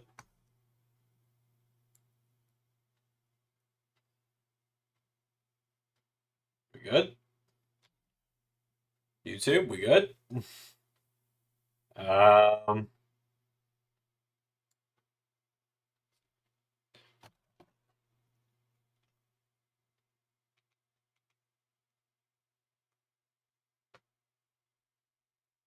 Honestly, buff Peter Griffin would make sense given the Rumble run he had. Yeah.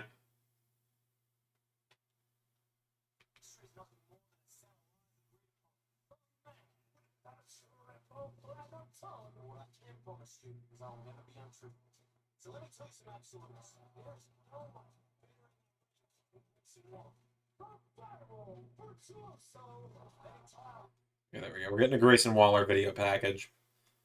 Took care of it though.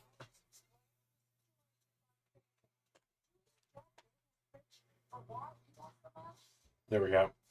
Cool. Sorry about that. Did I ever play Lego Legends? I did. And I sold off all my stuff for it a few years ago, and I wish I hadn't.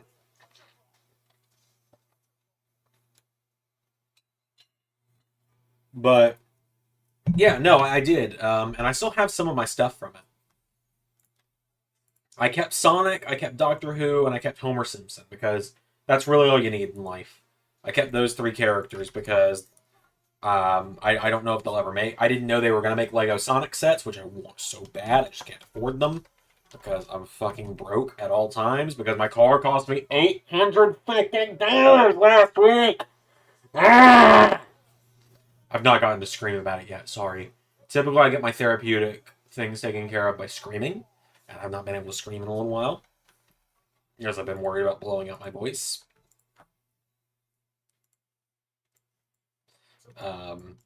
But yeah, no, I really want the Sonic Lego sets. That made me think of that, and I don't know if they'll ever do, any other Lego Simpsons sets.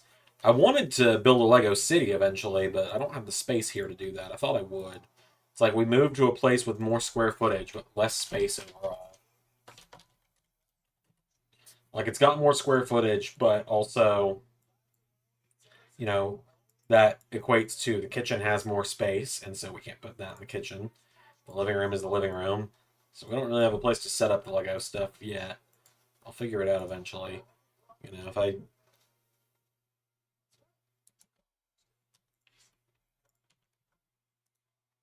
I've got so many buildings I got to put together for the Lego City as well. Like, my dad hooked me up with stuff for the Lego City. Like, I got a Lego police station. I've got some road plates now. I've got the Sesame Street stuff before the Switch, the DS, the Lego Batman DS game. Oh yeah, I've got most of the Lego games that are out. That's like one of my wife and I's favorite things to do together is play the Lego games. We haven't played Lego games together in a few months. Last time we played one was what was the last Lego game we played? Was it Lego Pirates of the Caribbean? Yeah, we were playing Lego Pirates of the Caribbean together, and that was that was before we moved out here, so that was 6 months ago at this point. It's just we work opposite schedules. It sucks. Like I wake up, I go to work at 8 in the morning, and then I get off work at 5. She goes to work at noon and works till 9. So Sunday and Mondays are the only days we have to do stuff together, and it never crosses my mind to offer to play Lego together. Like, yeah, I've got some good Lego stuff that I need to build. I've got the Daily Bugle, which is built. It's currently segmented off into a handful of segments in a box right now from when I moved, but I need to figure out where I want to set all that stuff up. I thought about like getting a table to put over there, like between the futon and the wall, but that might get a little too crowded. I'll figure it out eventually.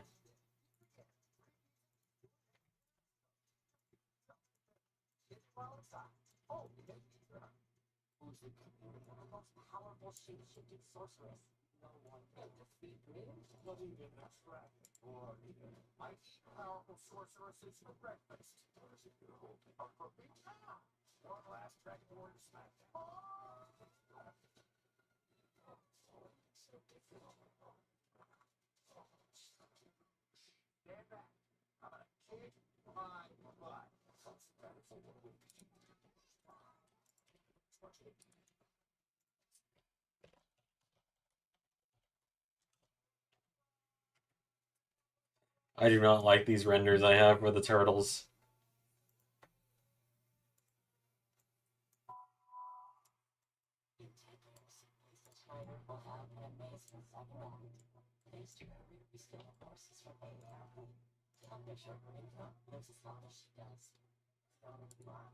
Yeah, my favorite Lego game though. Hmm. I like Lego Star Wars, obviously. You gotta have the classics there, but Lego Batman, like Lego Batman, is always fun. I don't know which one is the best though. I'm not a big Lego Batman 3 guy. That one's not very fun. I might like the original Lego Marvel superheroes, honestly, the first one. That might be my favorite Lego game. I'm not a big Lego Marvel 2 fan. I think that one is just there's such a thing as too much content in the game, and I think that hits it. It's just that roster is way too damn big, and all the characters do the same things. Um,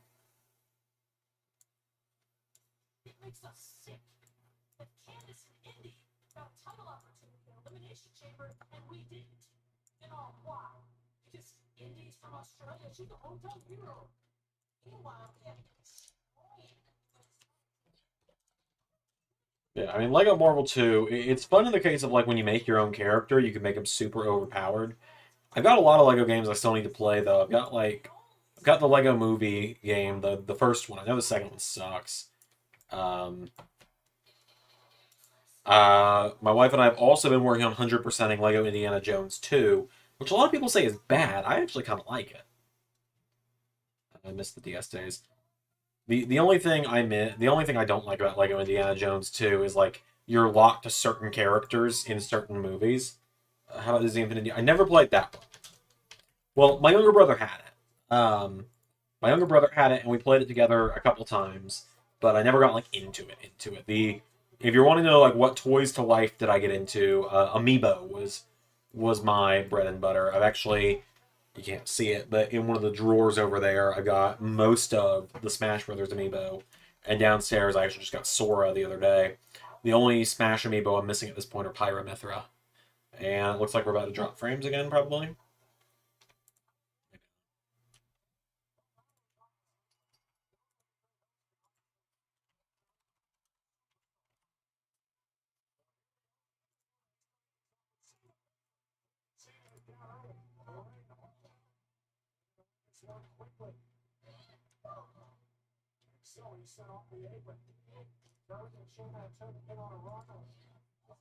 Let's see.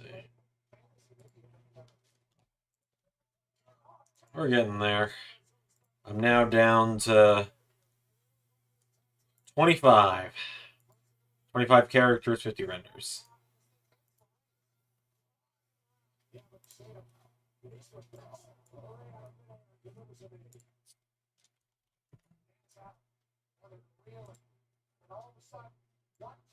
Yeah, amiibo wise, I collected all the Smash Brothers ones. Like I said, I've still got to get Pyramithra.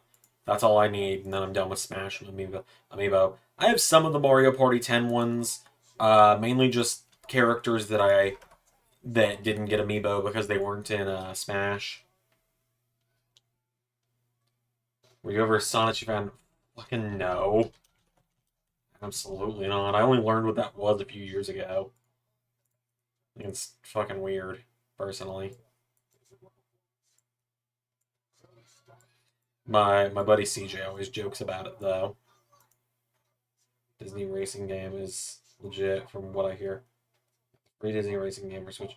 I haven't heard anything about it. So. But yeah, no, Disney Infinity wise, my younger brother had it. He had the first one, and he had 7 characters for the 3 that start out, and then he bought the essentially the little brother pack where you can get a second character for each world, for each of the starting worlds. So like we had, Mr. Incredible and Elastigirl, we had Sully and Mike, we had Jack and Barbossa, and then he also had Jack Skellington because my dad adores Nightmare Before Christmas. When I worked at Toys R Us and Disney Infinity was ending, and they were getting rid of it, they were selling the figures for dirt cheap, where it was like buy one get 4 free, and I thought about grabbing them, like I thought about buying them because of that, like just to get like the Star Wars ones, like characters I liked, like get Obi-Wan because Obi-Wan's my favorite Star Wars character. If you haven't figured that out yet, thought about that, but I just ended up not doing it because I didn't want to spend the money at the time. Even though it was like $2 to get 4 figures, essentially.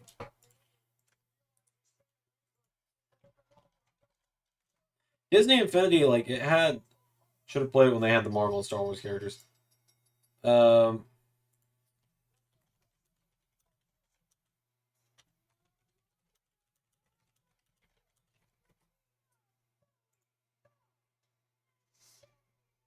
but yeah, Disney Infinity.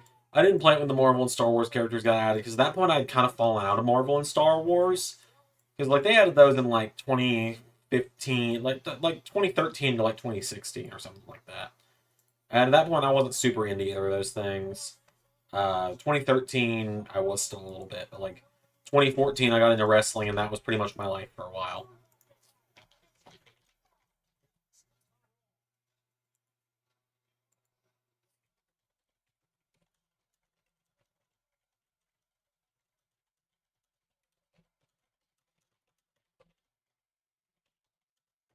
All right, I think my wife's about to reset the router, and I think she might have just done so. So I might go dark for a second, like I did yesterday. And that's just because the router is going to get reset because our Wi-Fi has been really weird lately. Might have to reach out to our provider about that, which I'm not looking forward to the idea of. So if I go dark, I'll see you all in a minute when the Wi-Fi comes back up.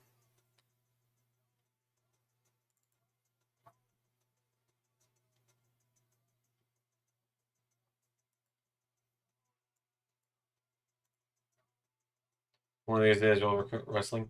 Ah, I think it's possible. I think it's very possible that I do. I don't know for sure. I'm not gonna say yes. I'm not gonna say no. But the fact that I've been in it for 10 years now and haven't fallen out yet, I think the channel definitely helps. I will admit I've gotten close to quitting a few times. Um, Especially the channel. I got close to quitting that a couple times this year. Um, like as I mentioned before, the reason Ray is taking over SmackDown is because of how close I got to quitting recently. And it was like I either wanted Ray to take over SmackDown and like I either needed that to work or we were gonna streamline the rosters and just open the forbidden door and say fuck it to the say fuck them to the people who are gonna complain about it.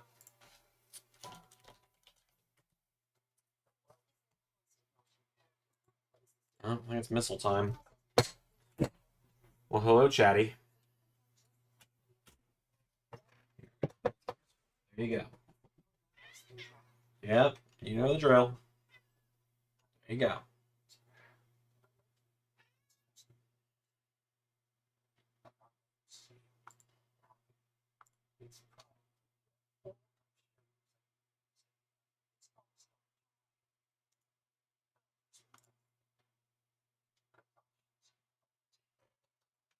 Good old missile. Yeah? Oh, here she comes. Hey, hey, hey, do not step on the keyboard. You do not get chocolate milk, Missile. Missile's an agent of chaos if you haven't noticed yet.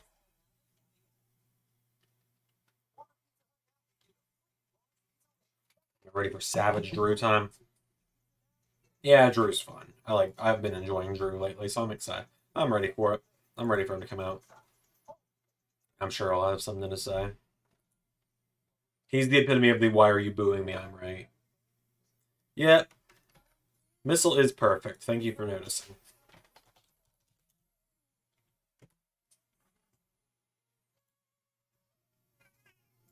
Meow.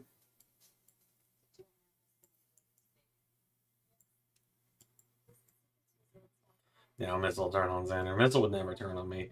Missile would not bite the hand that feeds her. She'll bite the thigh of the hand that is connected to the body of the hand that feeds her. My thigh is her favorite thing to bite for some reason.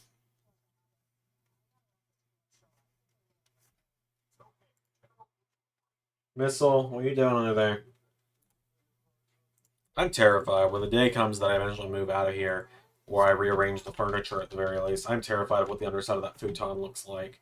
Because Missile and Evie both turn themselves on their backs and use their claws to pull themselves along underneath the futon. For some fucking reason.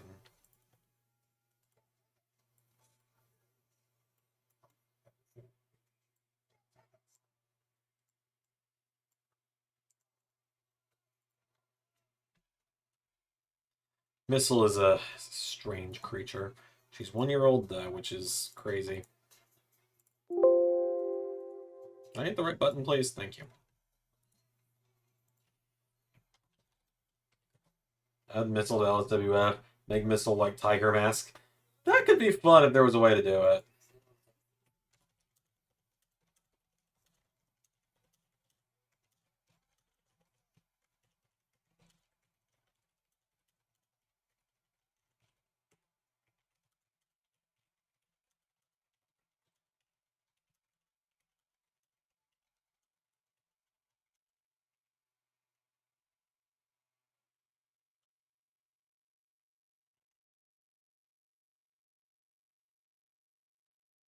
Right back.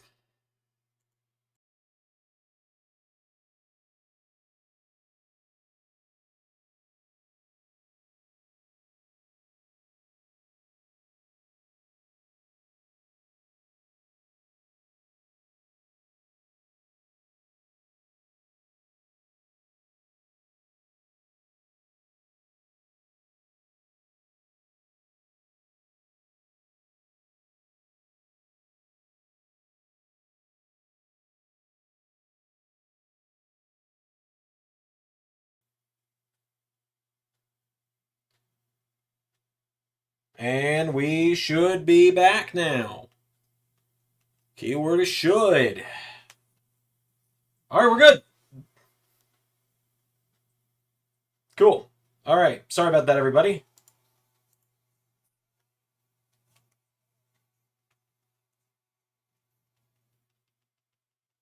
I'm a solid little bit behind now. I'm catching back up, though. Okay, I'm back.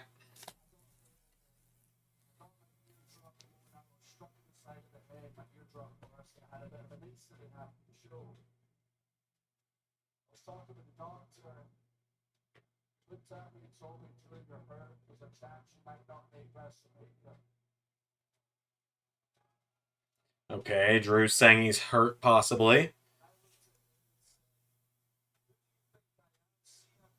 There's the punchline.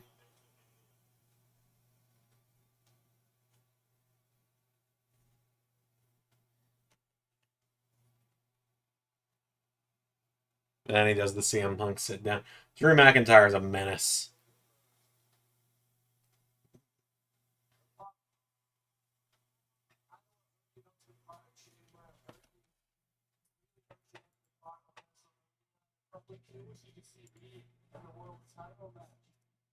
Alright, did I export that when I was done? Yes, I did.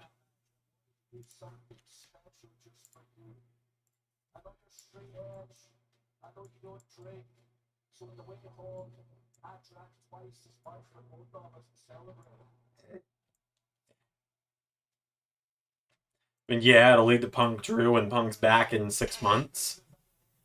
Given literally the last thing Punk said before Drew attacked him on the night Punk announced his injury was, when I come back, I'm coming for you first.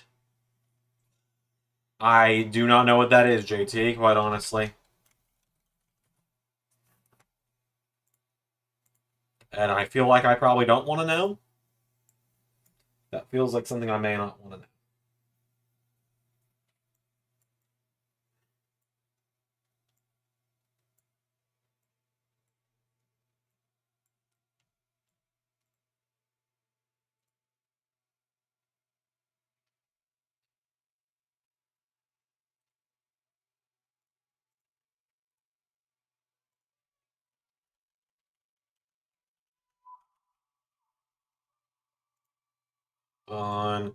Alright, I'm making decent progress on the whole renders thing. It's only taken me forever.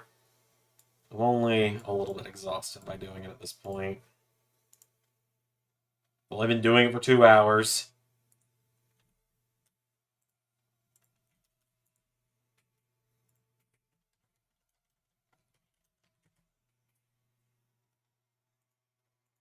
It's weird. Sometimes I've considered using like game renders instead of real life images for Universe, and I don't know what people would like more, quite honestly. Like for pay-per-view thumbnails and stuff and match graphics. But it's like the double edge on that is I wouldn't be able to do edits with people holding titles with the game renders quite as easily.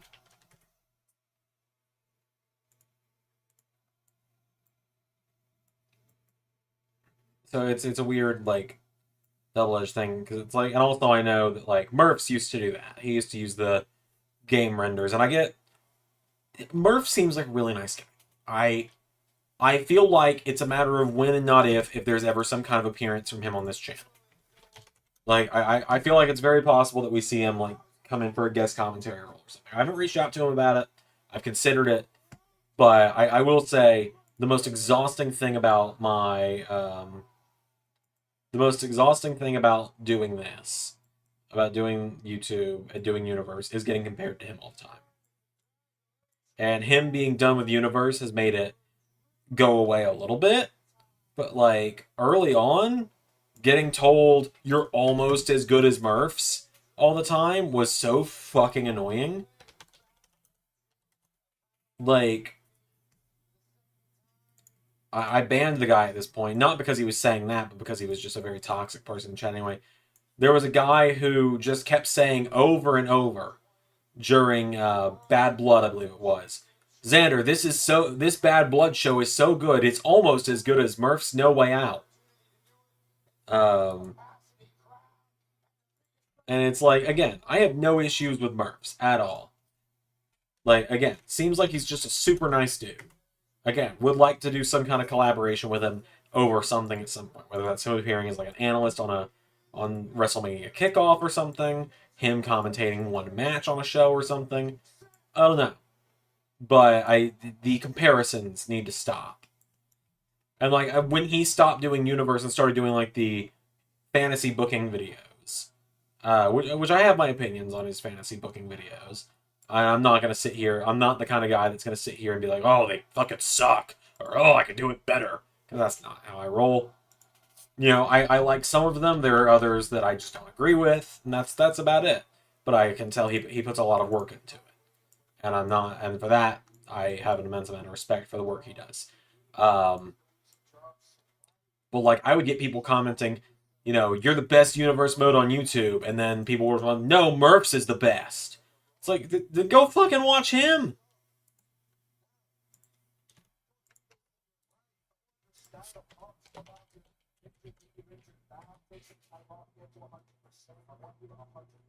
Yeah, no, like you know, I never really watched his universe. I clicked into it and I tried, but I have a very hard time getting into any other universes.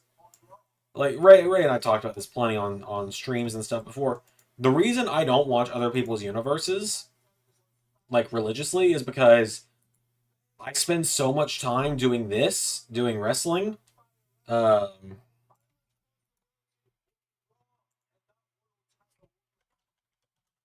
like I spend so much time dealing with wrestling anyway that when I'm on YouTube, I want 5 fucking minutes where I'm not thinking about wrestling. Like that is why if you look in my watch history on YouTube, and I can pull up my watch history and prove this if I need to. Um, 99% of my watch history, it's wrestling news in the morning, Steven Larson's podcast at 3, and that is about it. The rest of the day, I am watching Alpha Rat, I am watching Choctopus, I'm watching Jaden Animations, I'm watching pretty much anyone else that doesn't do wrestling.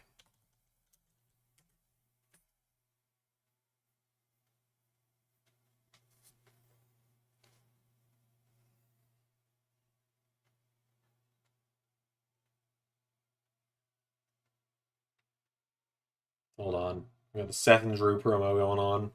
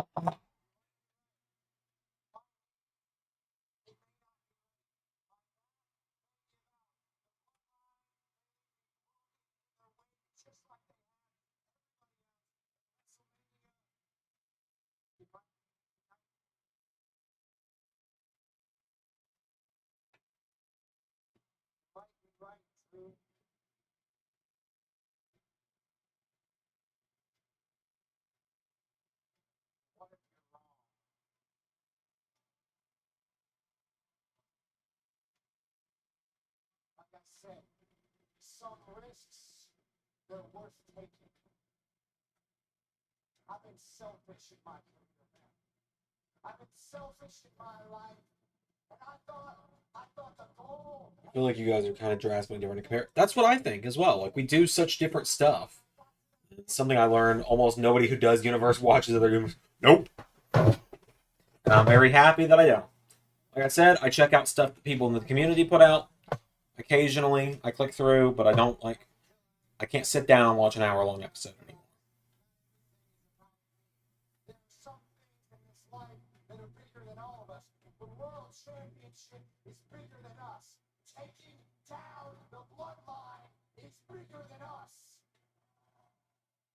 I'm just excited for the Umaga era. Well, Umaga will be around at some point. We'll do something with Umaga in it sooner rather than later.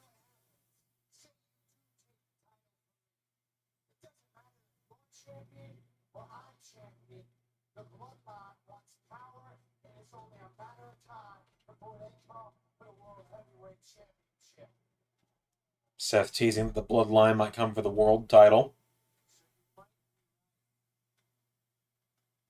Hopefully not. Hopefully not.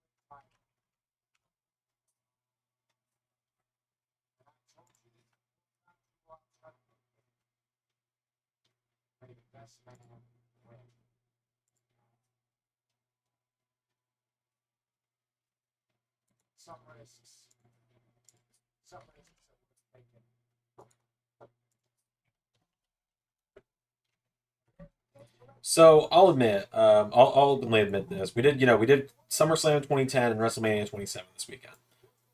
Surprise double premiere weekend. Wasn't going to have any premieres this weekend. I was going to take the weekend off, actually.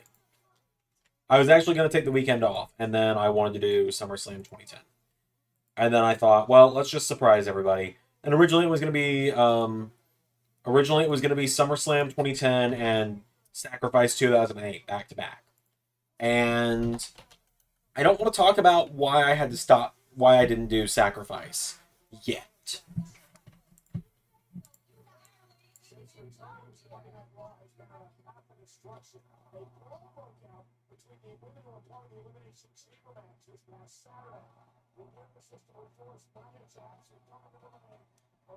But I then decided to do Mania 27, and ultimately, that's what we did.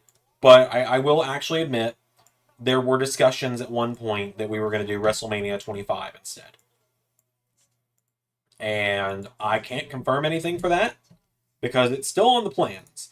So pretty much to make a big blanket statement that hopefully will get people to, answer all your questions you have, I intend to eventually do every WrestleMania. So if you ever ask when I mention something happening at past WrestleMania, will we ever see that? Yes.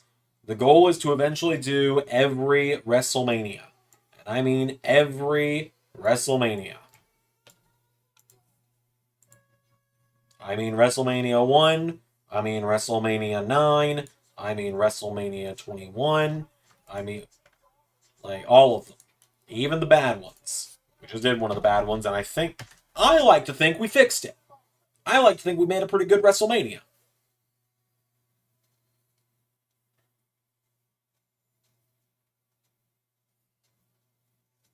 It'll definitely take some time, because, like, even if we did 5 WrestleManias a year, still 8 years. Yeah, 8 years at that point. We have done 5 WrestleManias out of 40. This year we'll hit number 6 with WrestleMania 40. Yeah, WrestleMania 11. Like, all of them. I intend to do a few every year. I mean, last year we did 4.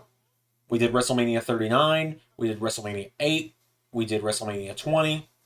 So we did 3 last year, not 4. There's no saving WrestleMania 11. Which one is that one?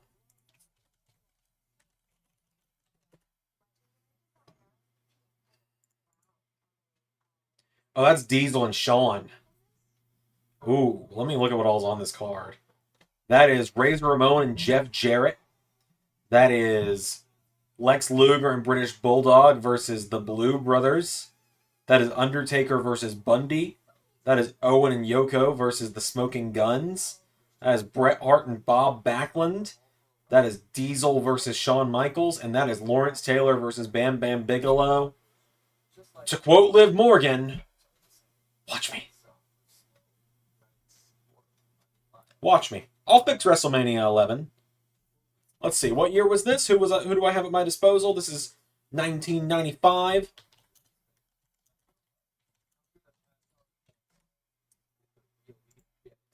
Who am I working with in 1995?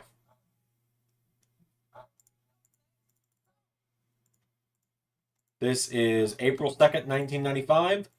Let's see. Who am I working with? WrestleMania 9's even worse. Oh, that one's easy. That one you just... that one you just... you don't do Yokozuna versus Brett. You have... Yeah, you do Brett versus Savage. Let's see. So, who do we have available in 1995? Okay, we got... Let's see. Bam Bam Bigelow is good. We've got Bret Hart. We've got British Bulldog. We've got Diesel. We got Dutch Mantel. Hell yeah. Let's see. We got Shawn. We've got... Roddy wasn't wrestling at this point, I don't think, or was he? Oh, Matt Hardy was around at this point. That's funny. Yeah, no, we got Undertaker. We got Yoko. This is toward the end of Yokozuna, but we still got Yoko. We got the rookie Hardys. We're not working with terribly much, but we have Owen as well. I didn't even notice that. We got Owen. I don't think this is the one, but I think Ray and I talked that WrestleMania 9 was going to be, and don't quote me on this, but I believe Ray and I talked that WrestleMania 9 and LS11 was going to be Brett versus Owen as the main event for the title. I think that's what we talked about. And WrestleMania 9, what are we working with at that point? WrestleMania 9, I know that's the Hogan and Yoko match. I've got Tito Santana, Papa Shango, Tatanka versus Shawn Michaels, the Steiners versus the Head Shrinkers, Doink versus Crush, Razor Ramon and Bob Backlund, Money Inc. versus the Megamaniacs, Luger and Perfect, Undertaker versus Giant Gonzalez, Yoko versus Brett, and Yoko versus Hogan. Okay, so here's the easy things from back then to fix. No matches at WrestleMania end on a fucking countout or disqualification. How about that? For starters. Yeah, maybe I'll take it upon myself to do some of the quote-unquote bad WrestleManias this year, just to prove to you that I've got the common sense of being a decent booker that doesn't end WrestleMania matches on fucking countouts and disqualifications.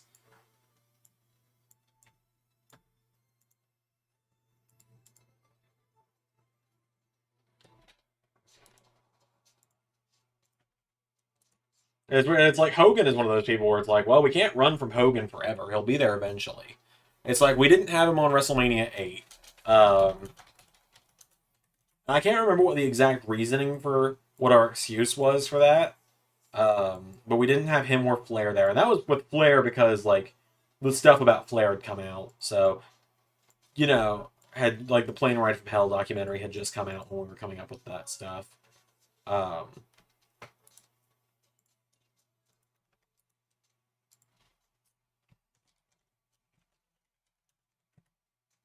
if I do WrestleMania 32, will all the injuries be in effect?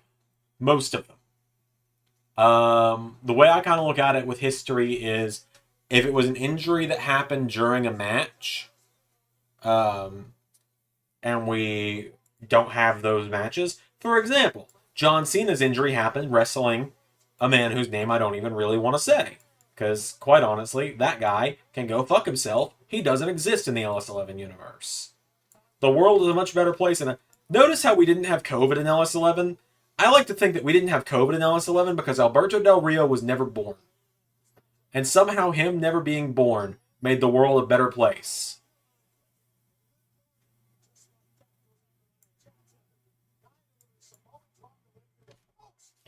Um,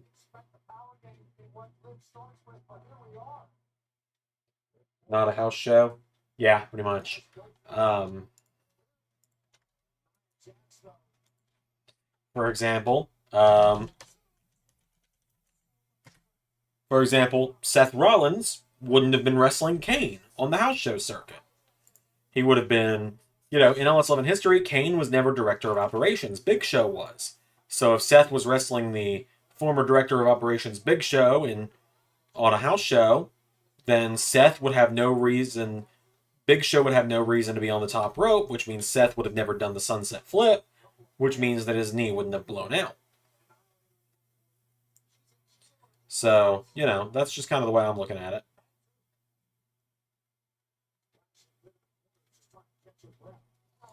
Injuries just kind of are like a, if we decide we want to enforce it kind of thing.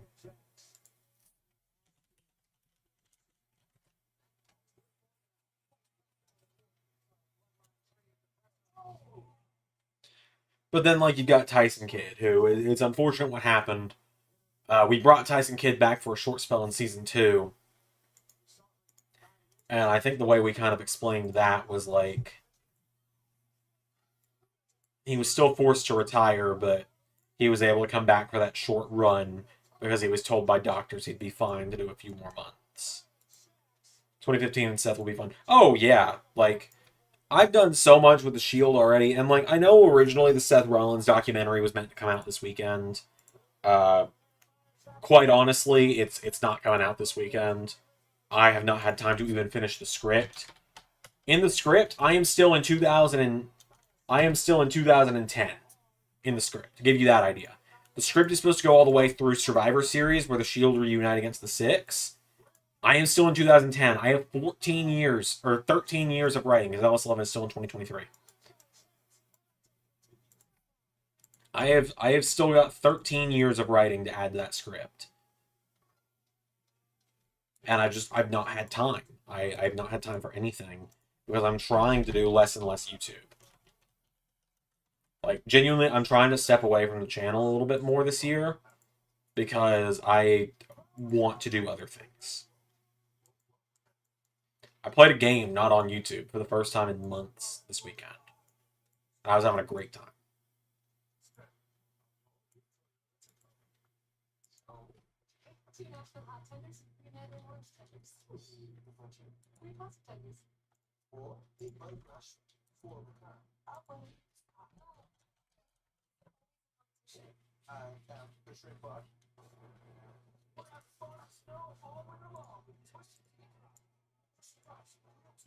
Like, I like doing YouTube, obviously, but I definitely need to take more time to just enjoy my own life and not be on camera or behind the microphone and just do other stuff.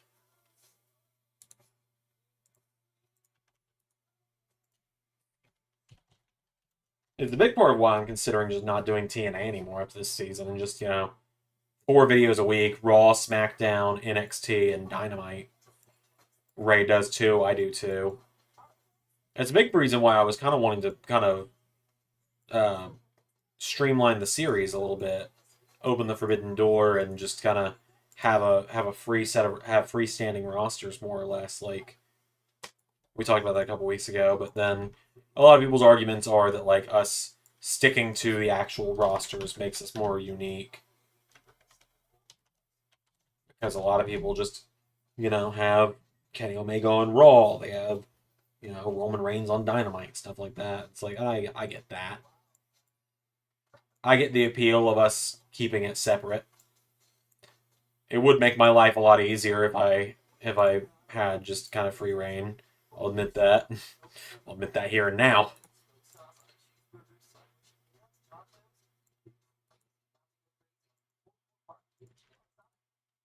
But, God,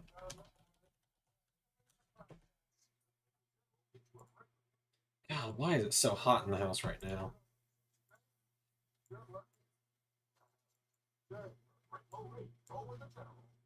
I have the fan on and I'm sweating in here.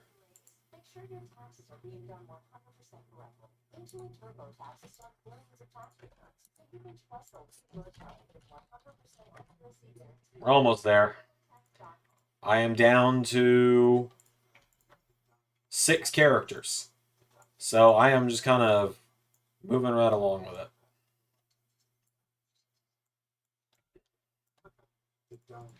I don't know. I think maybe the streamlining thing will be something we revisit the idea of again next year. Just kind of depending on where the rosters lie more than anything.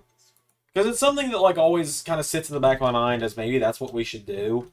We've talked about it so many times, but it's like also the one time we tried it. Just got my Porsche about a pulled pork hamburger. Weird. Um, Anywho. Um, yeah, no, like what I was saying there is like it's something that crosses my mind like every year, at least once a year. But like the one time we tried it was season 3, people just they were into Danhausen, they were into Ali, and they were into Bliss. Those were like the 3 people going to other companies that people were into. They didn't care about Brian Cage and Lance Archer on Raw.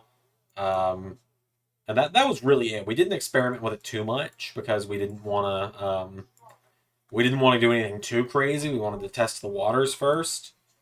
But Danhausen, Brian Cage, Lance Archer, Mustafa Ali, and Alexa Bliss were kind of where we tested. And then like AJ Styles did that run in TNA recently. But that's more because it's like it seemed like a feasible thing.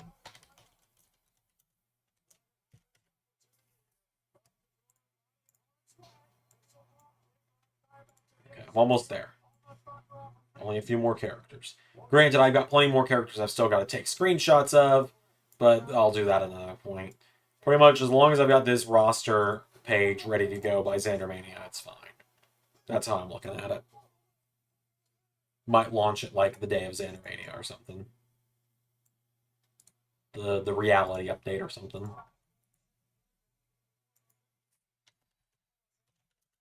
Like just to give you guys some ideas of like where my brain was going. I've talked about this before, and I think you guys will really like it. One of the big ideas I had for if we'd streamline the series, yeah, not anymore given the Demore firing. That's the other reason I'm really not I'm considering not doing TNA by the end of the season. That and I'm just not having as much fun with it. And Ray was suggesting like I bring in Ring of Honor to replace it. And it's like at that point I just want Thursdays off. Or I'll move ARW to Thursdays, because ARW I can produce in a lot less time. ARW is easy. ARW is easy and ARW is fun.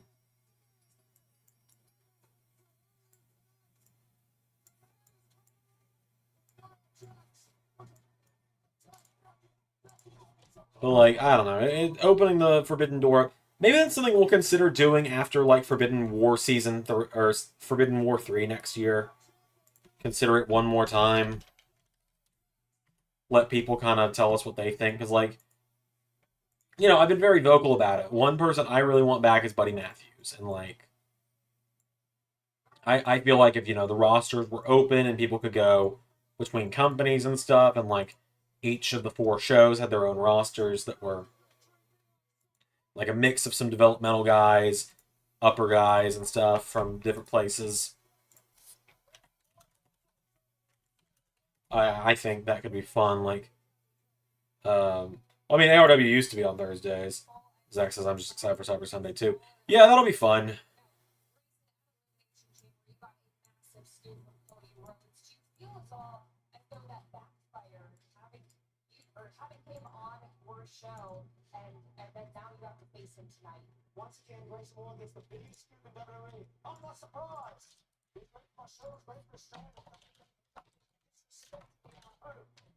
But yeah, like I've talked about before, one of the big stories I would like, one of the big changes I would make is Buddy Matthews would join Judgment Day if I had open rosters. I'm like, he and Rhea would be the LS11 version of Rhea and Dom.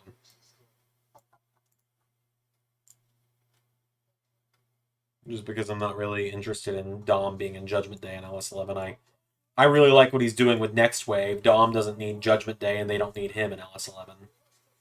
So I've had people ask me about, why Dom isn't in Judgment Day. It's like, it just, I mean, I think Dom in Judgment Day is a fantastic fit, but at the same time, we didn't really have a place for him there. Cyber Sunday 4-way, Cody versus Rowdy, Reigns versus Ciampa. God, Cyber Sunday might be my favorite pay-per-view season 3. Like, my favorite non-WrestleMania.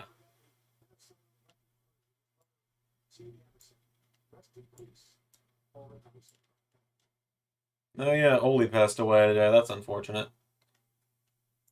What's really weird is Ray and I were talking about Oli today. I didn't even know who Oli Anderson was until earlier today. And then I found out he passed away.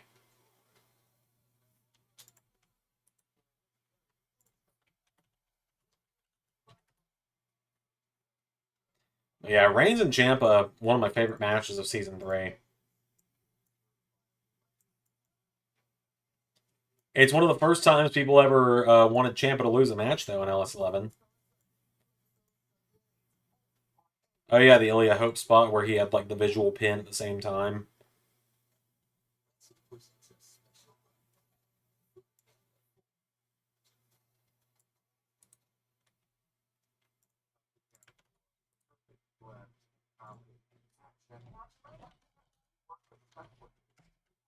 Why did I? Okay, so I'm getting a commercial. This shows you where I'm kind of falling asleep over here. Because and nothing to do with Raw. It's just I've had a really shit day. Um, the Kung Fu Panda 4 teaser is playing. And I accidentally just titled a render 4 instead of 2. I'm almost done now. I actually have one person's render left, and I'm done. And then I can reveal the lineup for the tag team title match.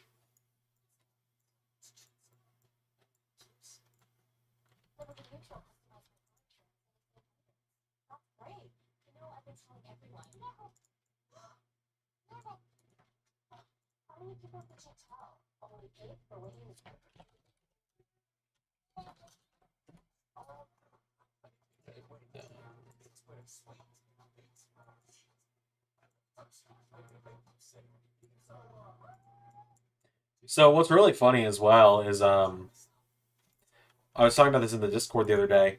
We now know the entire history of the WWE Championship in LS11 Universe from 2010 through 2014, like into the start of 2014. Because if you look at ls11universe.com, if you look at the WWE title history here,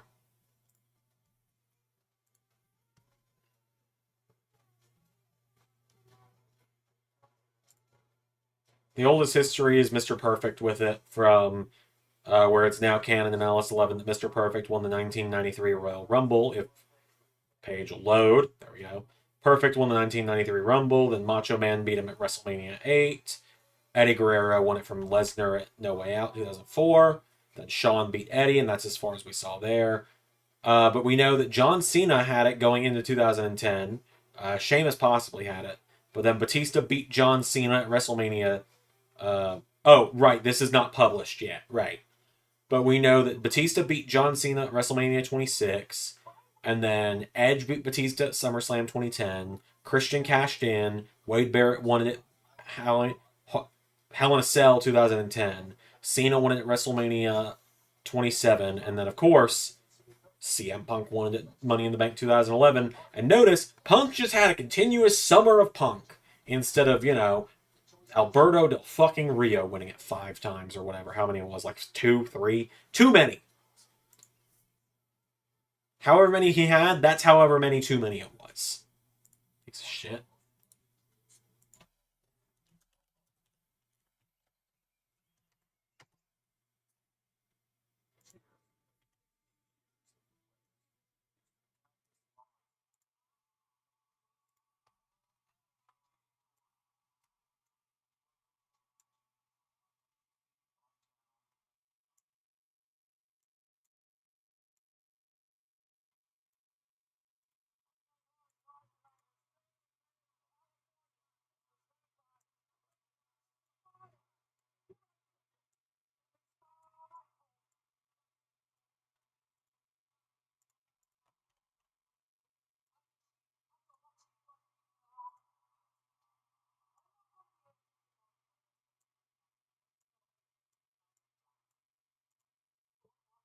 All right, I'm getting ready to announce the competitors in the tag title match now for good old Zander Mania.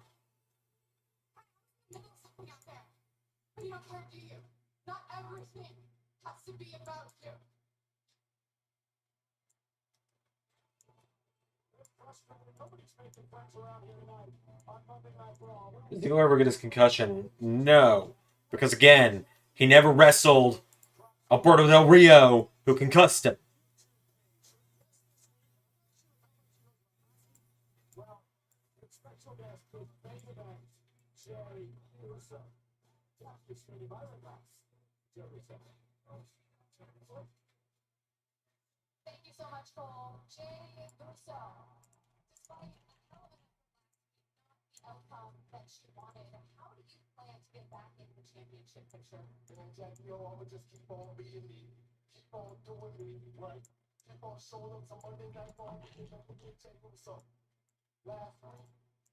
Because if you look on the website as well, Dolph, his title reign with the World Heavyweight title went from night after WrestleMania, where he cashed in on Redacted.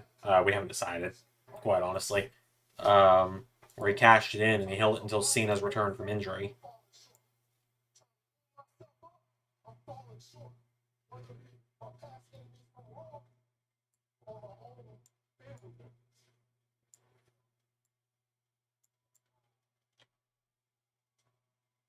Hello, Drew.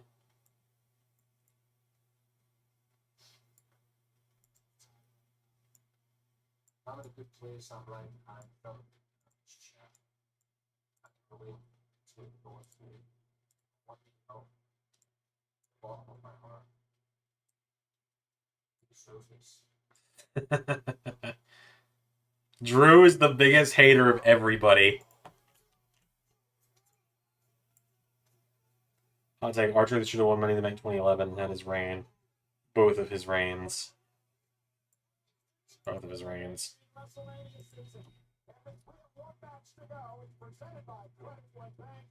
So the Money in the Bank 2011 situation is something interesting to. Oh, so Grayson Waller's got shoey ARs now. I don't know if he had that before. I assume that's probably something he only just got this week because of him doing it in Australia.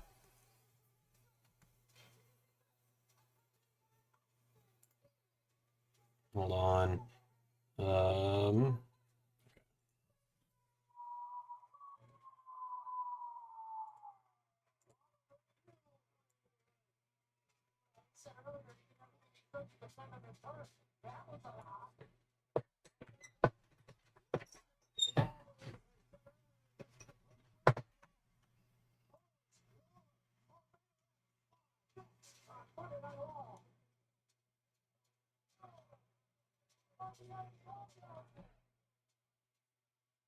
Let's see here.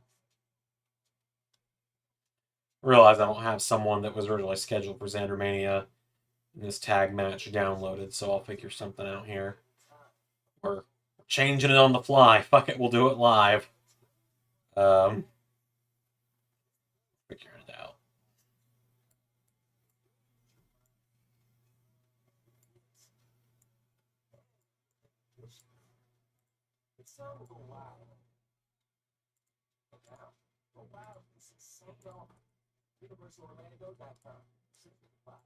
What's up at DQ? Sauce to toss chicken strip baskets, all with chicken. Your choice of wing famous flavors like honey barbecue or Parmesan garlic. Good hit. We enjoy flavors at DQ. You know most dish soap. Let's see. I just made it. Try Dawn Platinum. It removes 99% of grease and food residue. That's why Dawn is trusted to save wildlife affected by it. Dawn Platinum brings to the sweet.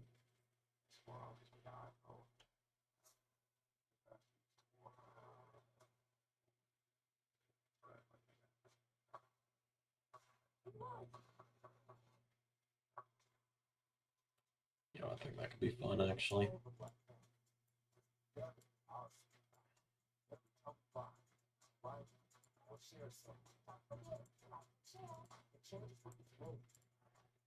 I think it's actually be a really funny duo.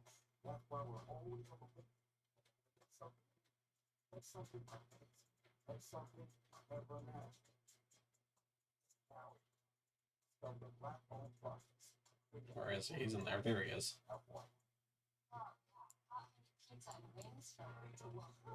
Okay. You guys ready for the announcement of the tag gauntlet for Zander Mania?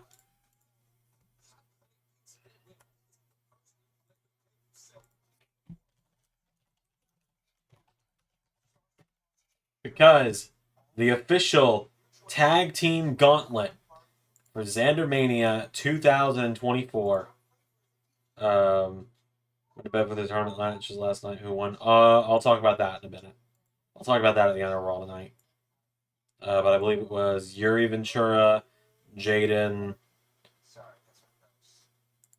God, who all was it? Fuck, I don't remember what matches we did. It was Alice Yuri, Jaden, Yuri Ventura, and Livia Scripter. Okay, so the teams that will be in the LS11 ARW Tag Team Gauntlet for the ARW Tag Team Championships at Zander Mania will be Falcon Uncaged, WarioWare Inc., Champions the Ninja Turtles, Big Bad Bosses as Ganondorf and Eggman, and the debuting duos of Bonesaw McGraw and the Trash Man, and the debuting Krusty Crushers, SpongeBob SquarePants, and Patrick Star. So that will be the ARW Tag Team Championship Gauntlet at Zander Mania in just a few weeks' time.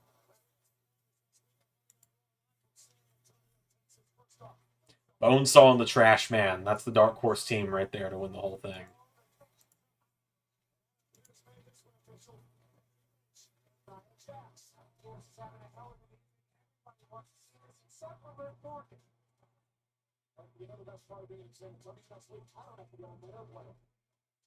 Grayson Wallace into action in our main event, but we want to get a join us in the heart of Philadelphia for WWE World at WrestleMania. A reenacted fan experience that goes beyond the ring. Experience the 5-day event starting April 4th through 8th at the Philadelphia Convention Center. With legendary superstars explore interactive exhibit shop exclusive merch. The superstore become a part of WWE history. Tickets are on sale now at fanaticsevents.com/WWE.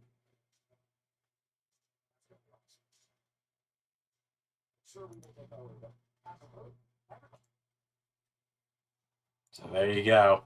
There's your big Zander Mania announcement for the night. What a fucking lineup that is as well. It's just funny to look at. Because you got a bunch of former tag team champions in there. You got 3 sets of former champions, the current champions, and then 4 debuting people. Well, I guess Bonesaw's not debuting, but you get the point. 2 debuting teams.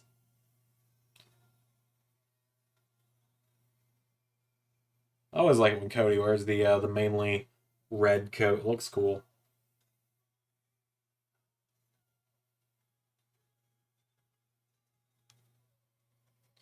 Whoa! There's your woe sync for the night. Oh, they're going to give this one time. 20 minutes.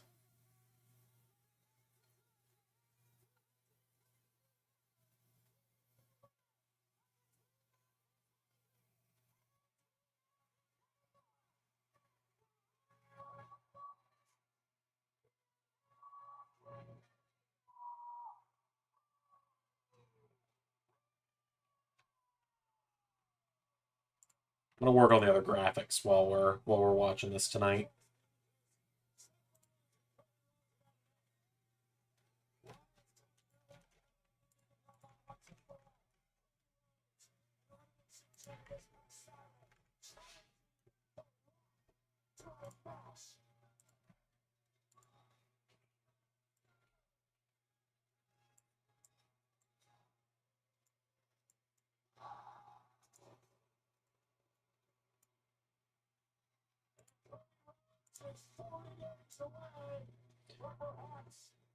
Oh man, we are only 40 days away from Mania. That's something.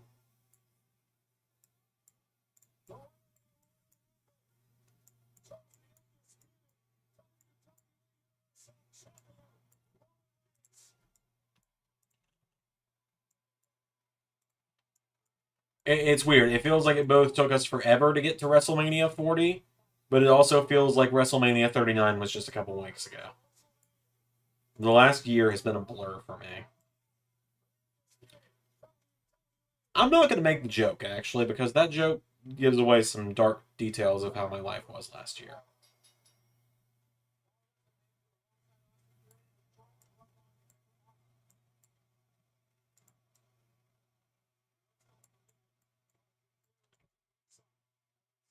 It's funny, Ray and I were talking about this the other night. Cody's injury is the best thing that could have happened to LS11 Universe. Because if Cody had not gotten injured and had had that entire year that he was off injured to keep being the top face of WWE, we would have never been able to make the six be as hated as they are. Because everyone would have just been like, well, why is Cody a heel?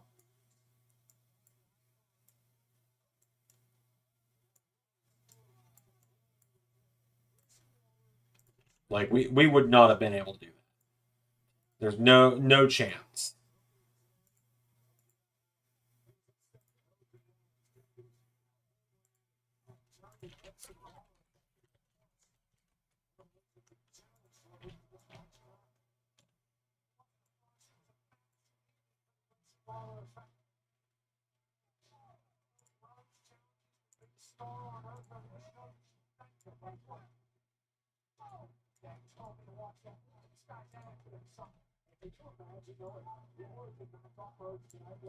I I'm not 100% sold that Grayson's not going to win this.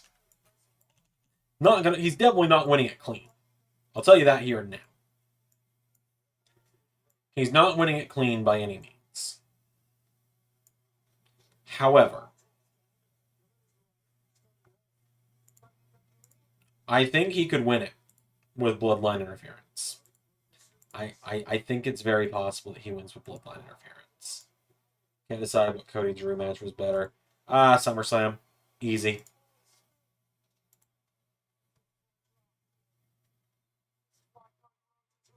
It was SummerSlam. Completely.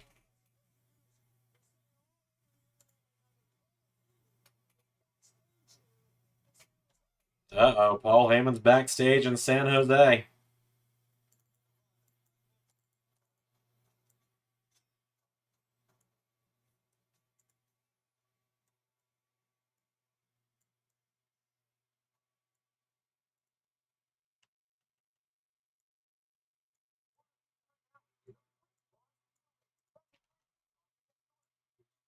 I'm going to make the Zander Mania logo tiny for this match graphic.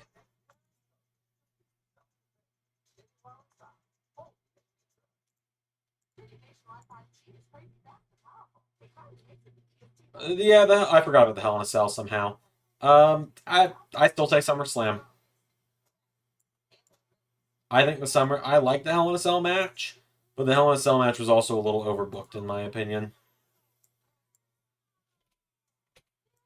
Like Ray and I were recording that one live together, and it was mainly Ray calling the spots for that one, but I will definitely say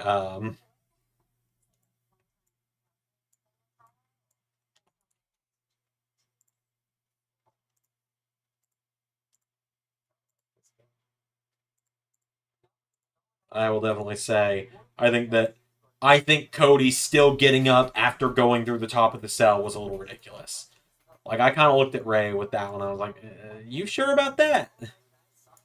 Like, I thought it should be go through the cell, Claymore, 1, 2, 3. But when Ray reversed, I kind of looked at him like, fuck.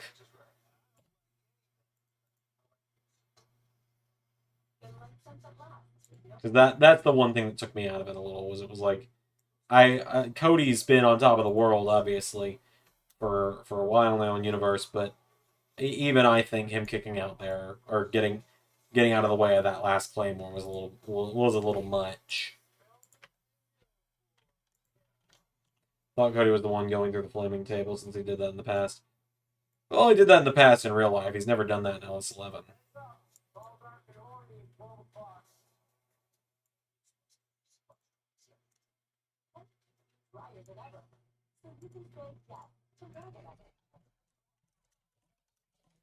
All right, I just need everyone to see the sheer amount of gold that is involved in this match.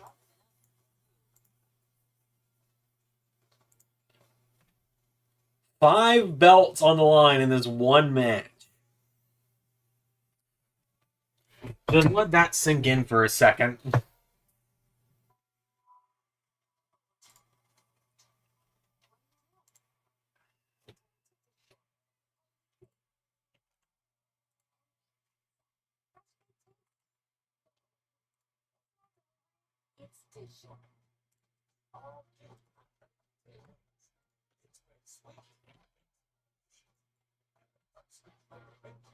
Like Cody getting a taste of supporting it, Sammy. Oh yeah, yeah. I wasn't expecting a flaming table in that match either. Ray was very much go big or go home in that match.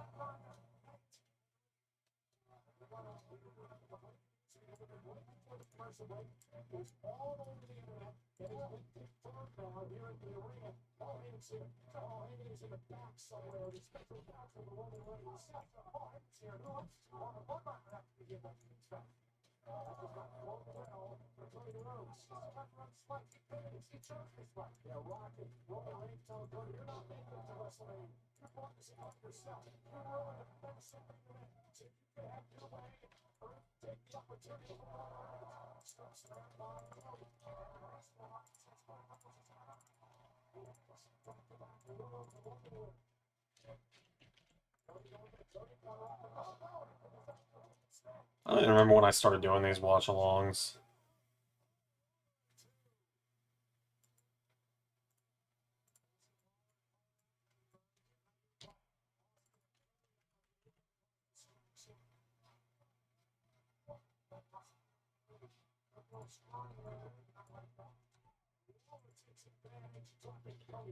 Who would have thought? I'm getting excited for a Kingston Cage 2, but here I... Oh, Eddie Kingston, Christian Cage. That was a Kingston Cage. Yeah, I know. Pretty much anything to do with Ray EW right now, I'm out of the loop. I haven't been watching in a while.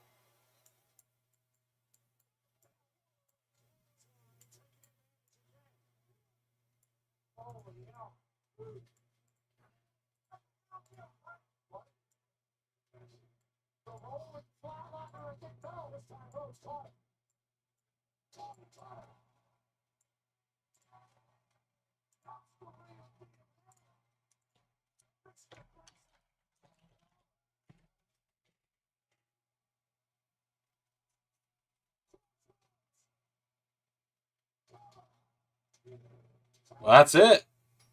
With 9 minutes left in the show. Sting and Swerve's got you excited. Yeah. Ray was debating who to have in that match. I can't give any more elaboration than that.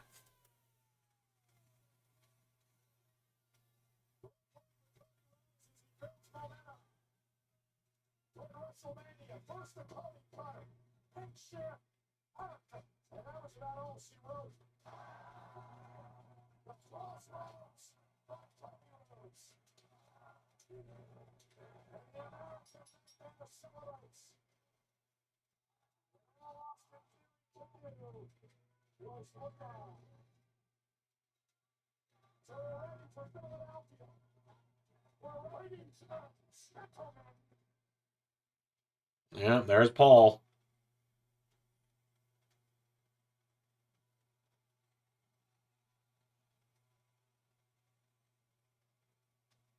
With random security guards.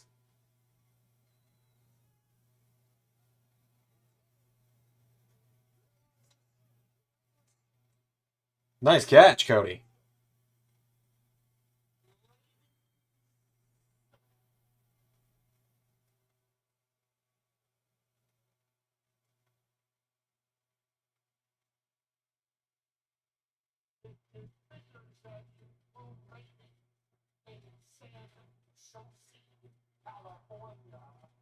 San Jose, what the fuck?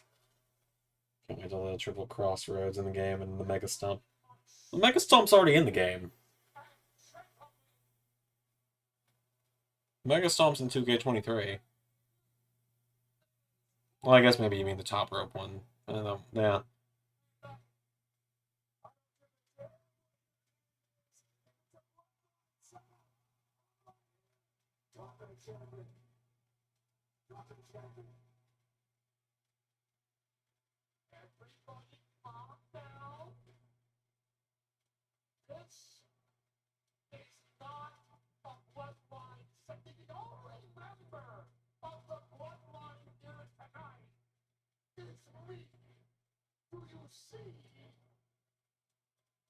Do you see a drop of Polynesian blood anywhere in this lineup?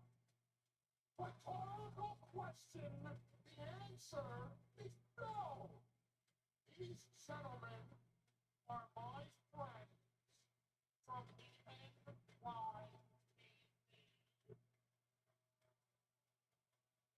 They are off-duty officers. Well, technically, they're not off-duty. They're all suspended, but that's a whole different story. I slept out here all the way to California tonight. But let you know, no one's asking for an apology. I understand how insulting it must be to get Will Smith across the face. I understand that. But you need to take the box name out of the freaking mouth. Because tribal chief Roman Reigns has authorized me to let you know that if you back away from this chicken, you don't just come out here and say, I want a match with The Rock. And it happens like that. Well, it happens like that if you are The Rock and you want a match with Roman Reigns. But you screwed that all up for us, didn't you? Where are we going with this? I forgive you. But The Rock won't. Where are we going with this, Paul? The tribal chief Roman Reigns for the undisputed title. I'm asking you, what you're begging to do. Please, Cody. Please. Pretty. For the silly fun time.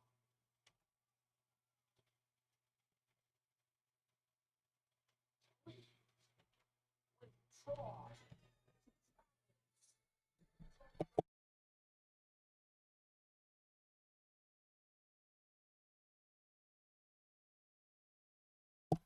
There we go. Just trying to get the game booted up. Didn't want to get a copyright claim.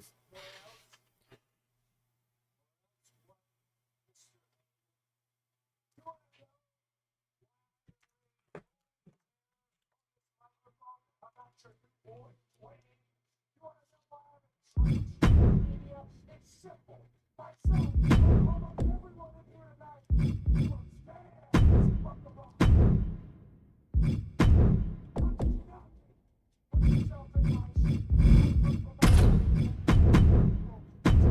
My ticket sold, and nobody ticket to the rock, but I am done. I am absolutely fed up with being nice. If it's a bloodline sound like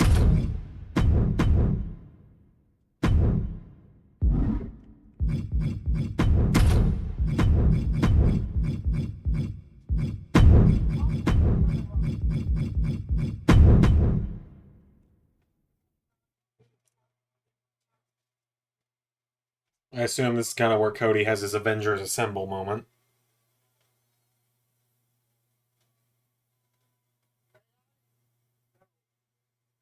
Oh, shit.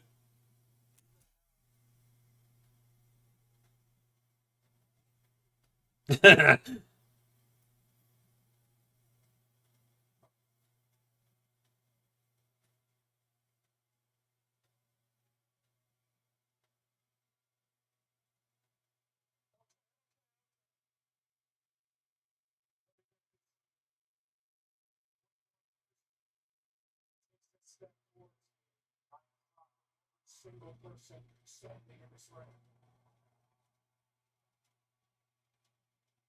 Alright, where are we going with this?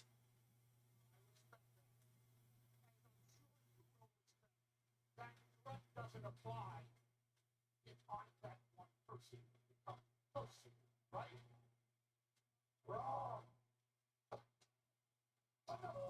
Hell yeah, Cody. Get him, Cody. Jesus! That dude just ate the chair in the face!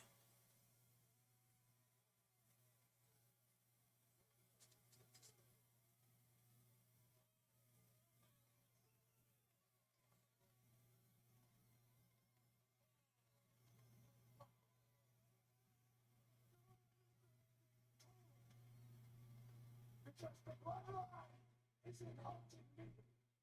I'm hunting the bloodline. Cody's coming after the bloodline.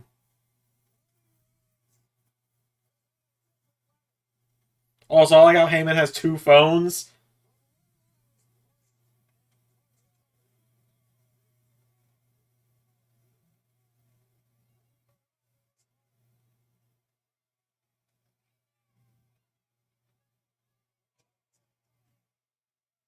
Yeah, no, the other guy that got the chair off the face should not be getting back up.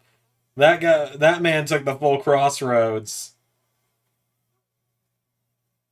Wonder when we see these guys in NXT eventually.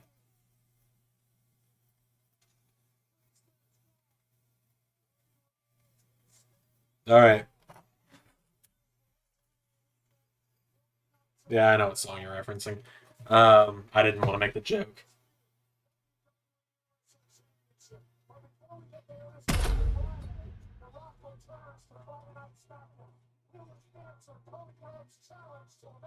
Are we good? Cool. We're all going off air as Heyman talks to 2 phones that have no one on the other end. Because you know damn well they don't have Rock and Roman just ready to pick up the phones. And so we're going to jump right in. We're going to get our 4 matches done tonight. We're going to move on in this LSWF Women's Tournament. We are kicking off. Wrong thing.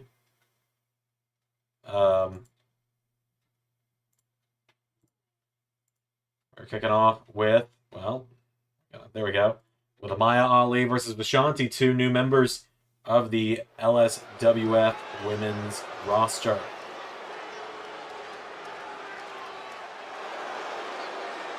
So here comes Amaya Ali. We're going to Nizzle out of hiding, finally. We've been doing for like 2 hours. So Amaya Ali out first. She had a pretty decent showing in the Rumble, from what I remember. I will admit I wasn't expecting this entrance for her. Then again, the Zelina Vega phone is a mod, so it's probably supposed to be something else. So we'll jump right in. That's right. Ali out first, and her opponent, the woman who was a real dark horse in the Rumble. Dark horse pick amongst many of the people in the Discord to win this whole thing. Vishanti.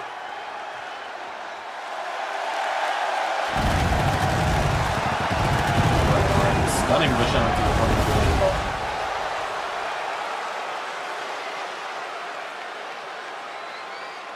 Should be interesting to see how this goes down. She's got a hell of an entrance, I'll give her that. That is the entrance of a star right here. So the stunning Vishanti versus Amaya Ali.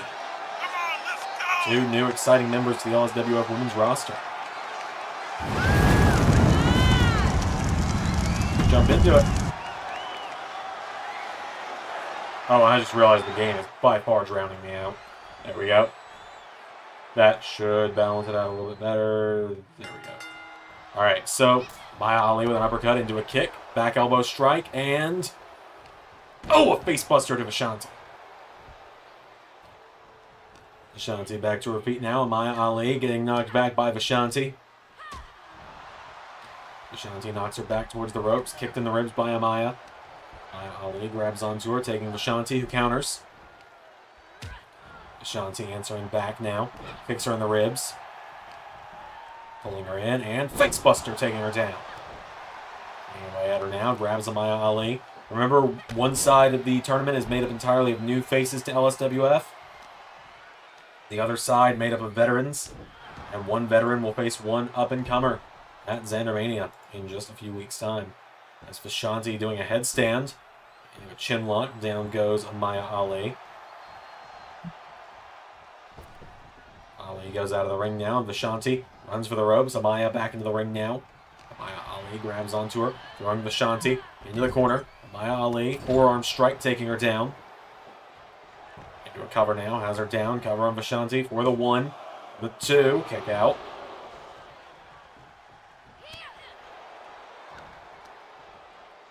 Pulling her in now, and there's a knee into the arm. Vishanti's caught now. Amaya Ali swings her around. Throws her off the ropes. Ducks her. Vishanti hits the ropes in a different direction, though. Throws her off with that one. Kick to the ribs now. And, oh, Vishanti with a hip attack taking her down. Comes off the ropes, and sit-out hip attack again. She's got her down now. Vishanti going up to the top rope. Flying here. What's she thinking? Vishanti telling her to get back up to her feet. Diving cutter from Vishanti takes down Amaya Ali. Cover for the 1, 2. No! Ali stays in it. Winner of this matchup will take on either Skylar Evans or Gloria Payne. We will find that out momentarily. And the winner of the match between those two sides will take on either Yuri Ventura or Lydia Scribner. We're going to alternate back and forth once again tonight. We'll end the night with 2 veterans in a match as Vishanti, takes to the skies, but crashes and burns. The final matchup of the evening will be Cami Zanzanegro versus Alex Bishop. As now Vishanti wraps the legs around the head of Amaya Ali. Taking her down now. Vishanti's got her now, and Vishanti knee into the face of Amaya, taking her down. Grabs a hold of her, getting her back up to her feet here, and Vishanti goes for a kick. Amaya Ali swings her around, forearm strike. That's her back counter. Sliding leg sweep there from Vishanti, takes out the legs of Amaya. And back up to her feet now. After the count of 6, back into the ring goes Amaya Ali. Vishanti following her back in, up on the apron now. Vishanti back in at 7. Going up to the top rope again. Vishanti could have the victory here. Telling Amaya Ali to get up. She's in the center of the ring. Vishanti diving. Takedown into a cover for the 1, 2, 3. Vishanti is moving on to the second round. That sliding leg sweep was sick. So Vishanti, I said that she was a favorite amongst many. She's the first time I can say that a favorite is moving on to the second round. Last night it was upsets across the board. Vishanti with the victory. The stunning Vishanti moves on to the second round. Massive win there for her.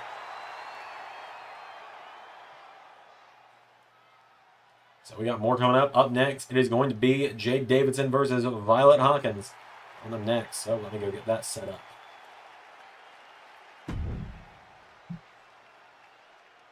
Remember, the winner of this tournament becomes the first ever LSWF mid-card women's champion. Which means it'll be the first woman in LSWF other than Elizabeth Bell to hold a title as part of LSWF. Quiz Queen's Alaska Women's Championship doesn't count in this situation.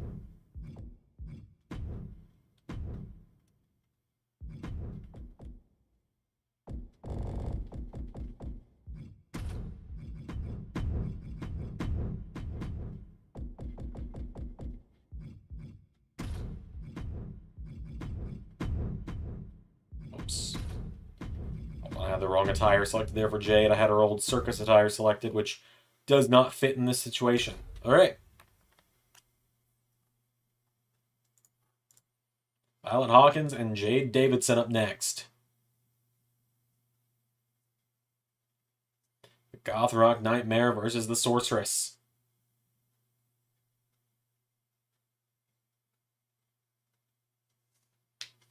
Let it load.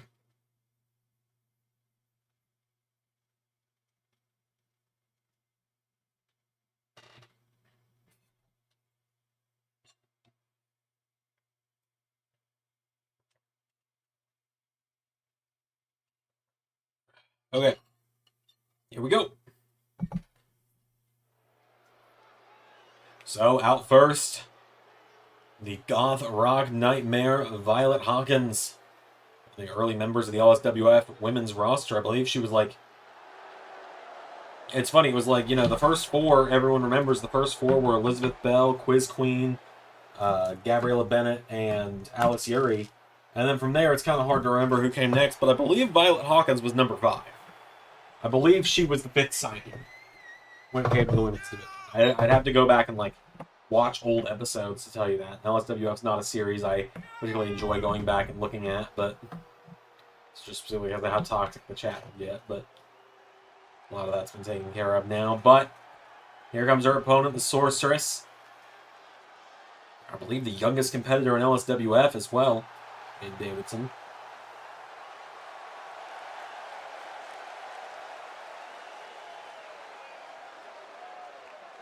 Throws down the smoke bomb.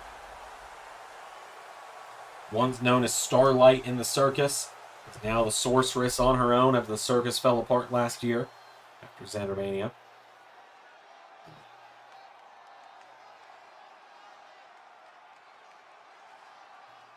Through the smoke she emerges. There she is.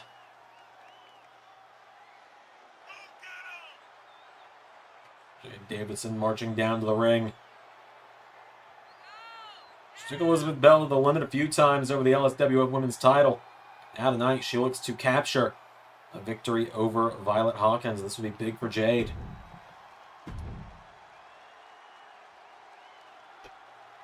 So Violet and Jade, a battle of the colors tonight. Here we go.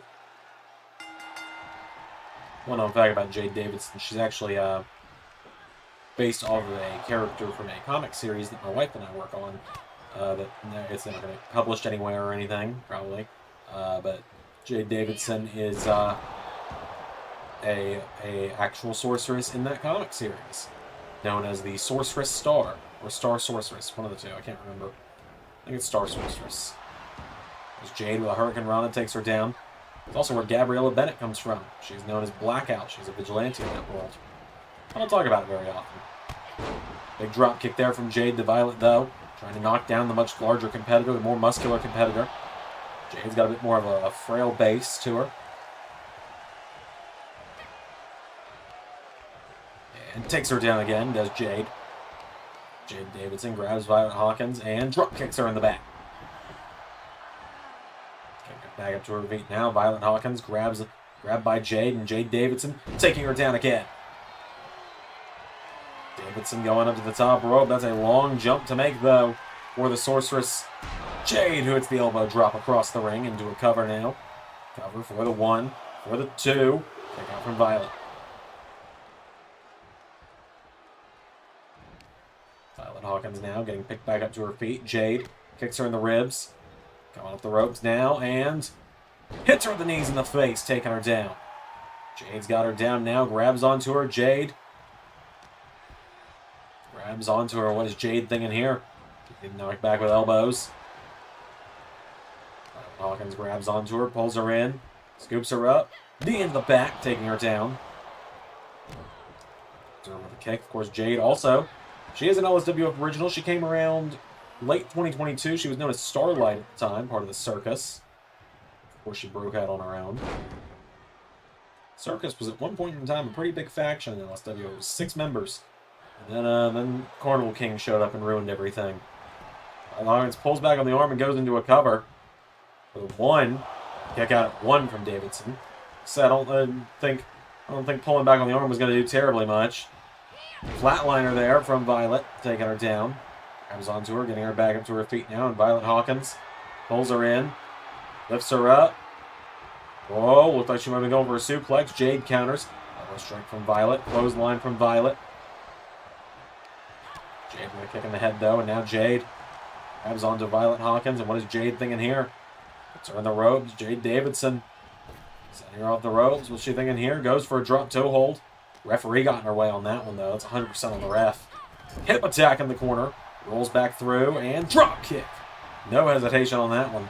In to recover now. Jade Davidson for the 1, 2. Violet Hawkins kicks out.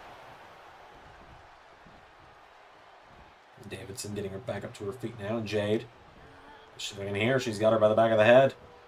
Turn the ropes down. And Jade, what's she thinking here? Forearm strike.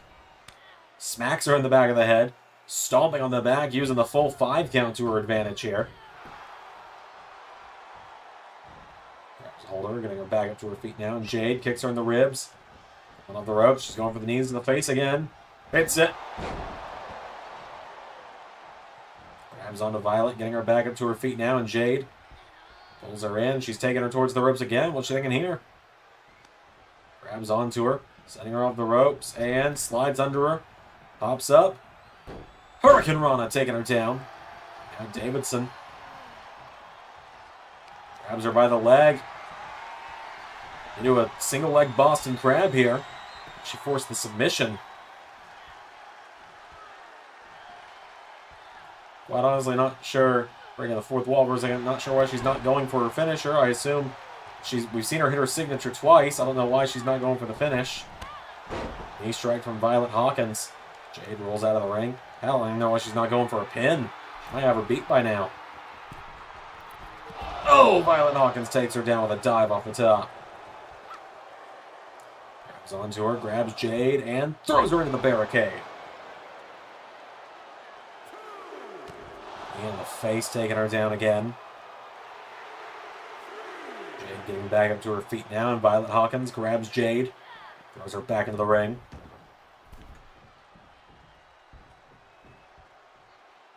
Now Violet Hawkins grabs Jade and German suplex, taking her down. Pulling her in, has her by the arm now, bending back the arm of Jade. Taking her down towards the mat and stomps the arm. Sorceress is down, Jade's in trouble. Jade staggering back to her feet now, and Violet Hawkins pulls her in. Violet Hawkins gets her up again. Knee to the face. Recover on Jade. Violet's got her down for the 1, 2. Well, fuck. All right, then. Not terribly happy about that one, if I'm honest. Well, a few times you're going to hear me complain about a result. I'm also doing this live, so it's not like I can just restart the match. But I guess Violet Hawkins is going to the fucking quarterfinals. Fuck it, why not, I guess.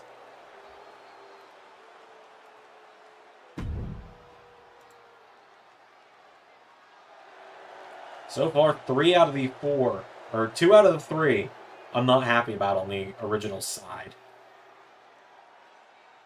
All 3 former members of the Quizmaster Circus eliminated in the first round. That fucking sucks. Gotta say. Let's see what JT's gotta say here. Didn't see that ending coming. Neither did I. I didn't see Violet Hawkins getting beat the fuck up for 10 minutes. Only to then hit one finish and win it when Jade probably had resiliency, I would assume. Wait, wrong match. Yeah, I'm not really happy about that one, if I'm honest. I was rooting for Jade. Like, so far, I'm not very happy with how this whole CPU situation is going, but also I'm doing it live, so I don't want to just play the whole time.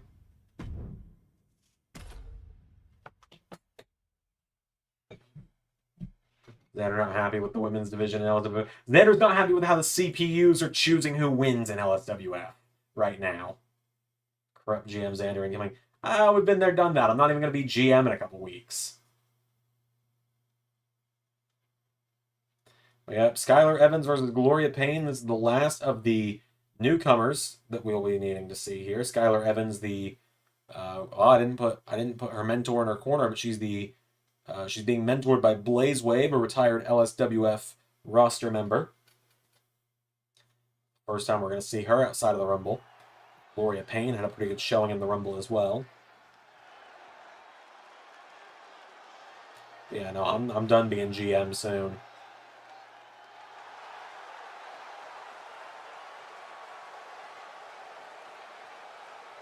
Skylar Evans heading down to the ring.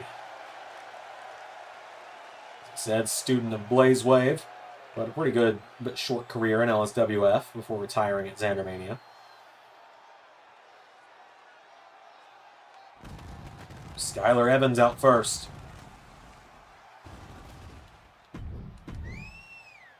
She was signed towards the end of LSWF, but never debuted, so that's why she's on this side of the bracket. And her opponent.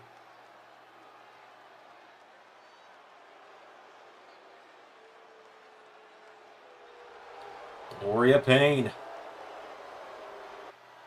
do you feel about Skylar Evans as a person? I don't know her very well. I don't really know any of these new signings.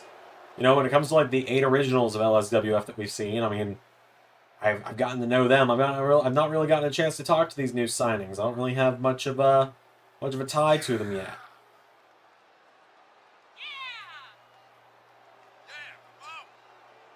But, you know, I'm sure I will learn more about them as LSWF's return happens.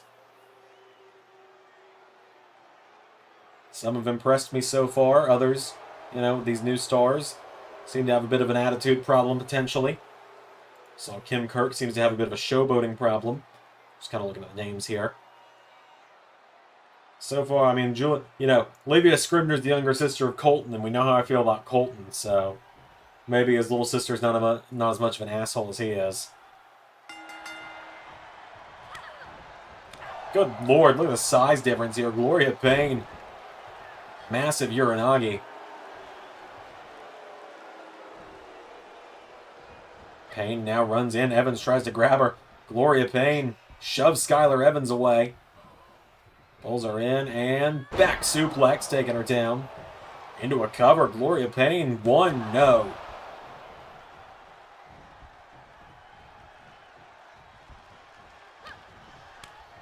Roundhouse kick from Skylar Evans, taking her down now. Turns over the kick now. Skylar Evans caught with a clothesline. Payne's got her down now, and now the winner of this matchup, we now know, will face the stunning Vishanti, possibly on Friday, depending. Just genuinely depends on if I'm able to stream on Friday night or not. The winner of this match faces the stunning Vishanti. And so we now know that the current second round matches we know of are Alice Yuri versus Jaden. We know Violet Hawkins will take on either Cammy or Alex Bishop. And we know Yuri Ventura will face Livia Scribner, and then the winner of this match will face Vishanti. But yeah, Gloria Payne is dominating so far.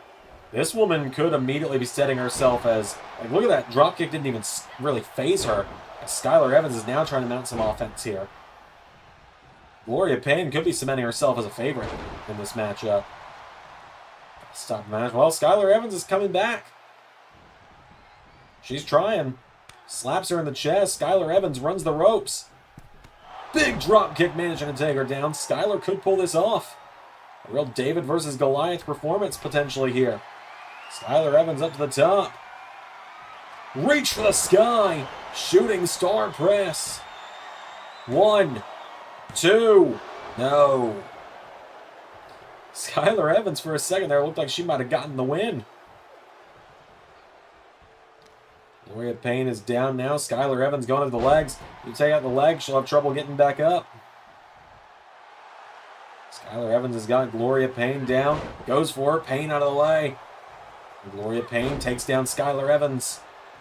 He rolls out of the ring now. Skylar goes to the outside. Gloria Payne grabs her. Headbutts her on the floor. And now taking her down again. Takes out the arm again now. Gloria Payne has got Skylar Evans down. Potentially out. Picking her up. Chopping her across the back of the head. And knee in the face as well. Zander now. Gloria Payne. Double axe handle. And does it again. Count of 5. Back into the ring they go. And you got to think they call her Gloria Payne because she is putting the absolute pain on her opponent right now. The corner goes Skylar Evans. Gloria Payne headbutts her. Oh my God. Drags her into the ropes, and Gloria Payne. Here comes the pain. She's got her down cover. Gloria Payne with a 1, 2. No! Skylar Evans stays in it. How the hell did Skylar Evans stay in that one? Drop kick to Gloria Payne, taking her down. Skylar's got her down now, and Skylar Evans chops her into the corner. Goes on to her now, and Evans. Here we go, coming up the ropes. Sunset flip, takes her down. Turning the weight against her. No. Skylar Evans into a big splash there. We could see a massive underdog performance here from Skylar Evans. I'm thinking whoever wins this one could be the new favorite of the breakout side of the tournament. Skylar Evans showing a lot more heart than we saw in the Rumble. A lot of people weren't impressed with her. I believe she had a pretty short showing in the LSWF Rumble a few weeks ago, and she is showing just what we missed out on back at the Rumble. That's just how it is sometimes for some stars. Sometimes Rumbles, Battle Royals, just not their forte. When you get them in a singles match, though, you see a completely different side of them. Gloria Payne kicks back. Skylar Evans grabs a hold of her. Throws her towards the barricade. We're at the count of 5. Skylar going back towards the ring. Gloria's back in now, and now Skylar has got to figure out how to get back in without getting just completely ambushed. She figures it out. DDT to Gloria Payne. Hits that big side spinning splash again. Bring her back up to her feet now. Skylar Evans. Gloria Payne hits another DDT on her. Skylar's got her down. She climbs the ropes. And Skylar Evans takes to the sky for a second shooting star press. 1, 2, 3. Wow. What an underdog performance we just saw there. Skylar Evans, that is someone proving their heart tonight. That's match of the tournament so far. That was incredible. Skylar Evans is going to face off with the stunning Vishanti in our second round. So, we now know on the breakout side, it's Skylar Evans versus Vishanti and Yuri Ventura versus Livia Scribner. We got one last match here on the live stream tonight. We're going to find out who is going to face off in the other side of the second round. We're going to find out who is going to move on to take on Violet Hawkins.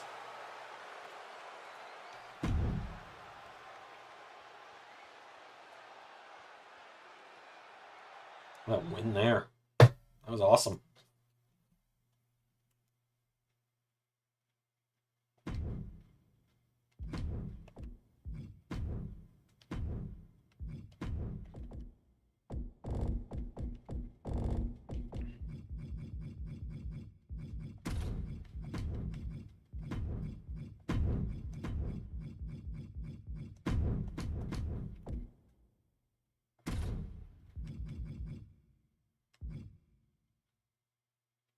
Yeah, that's one of those matches where I was happy either way with that match. With the breakout side, I'm pretty happy either way. So, final match of the first round of the tournament, though. Alex Bishop, Cami Zanzenegger. One of these two goes on to the second round.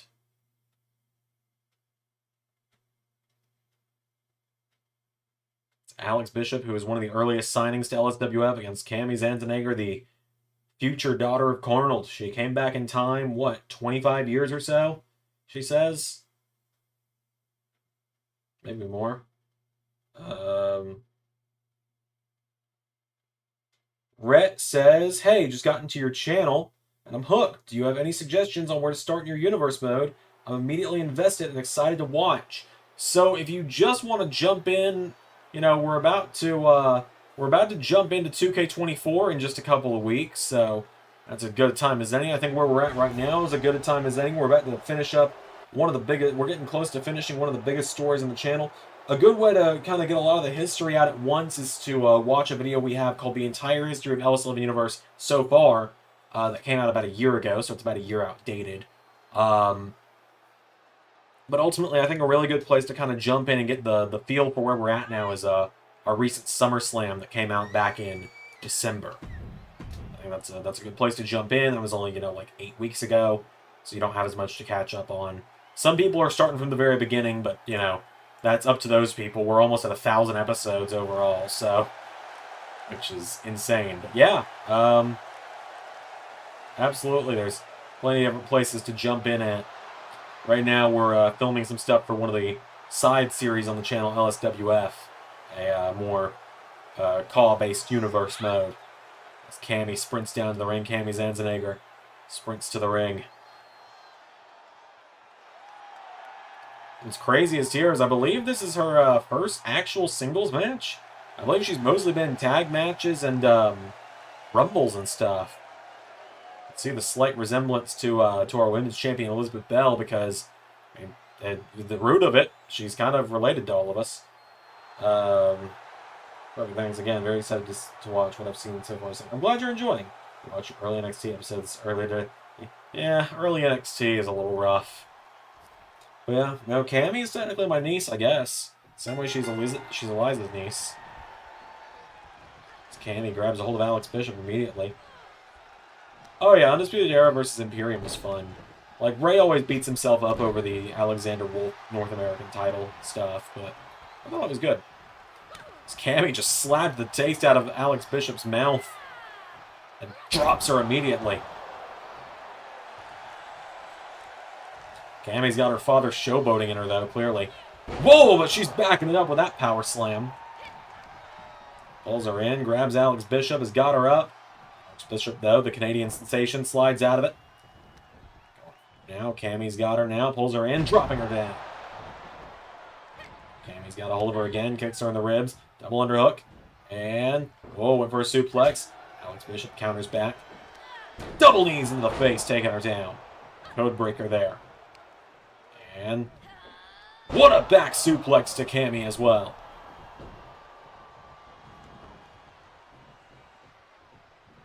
Bishop now circling her.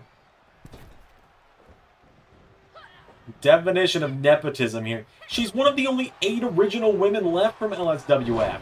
The rest didn't get re-signed. In part because there weren't created wrestlers for a lot of them anymore. I made a lot of them. Or, in some cases, I just didn't feel like dealing with them. Skylar Danger. Alex Bishop knocks back Cammy with an elbow strike.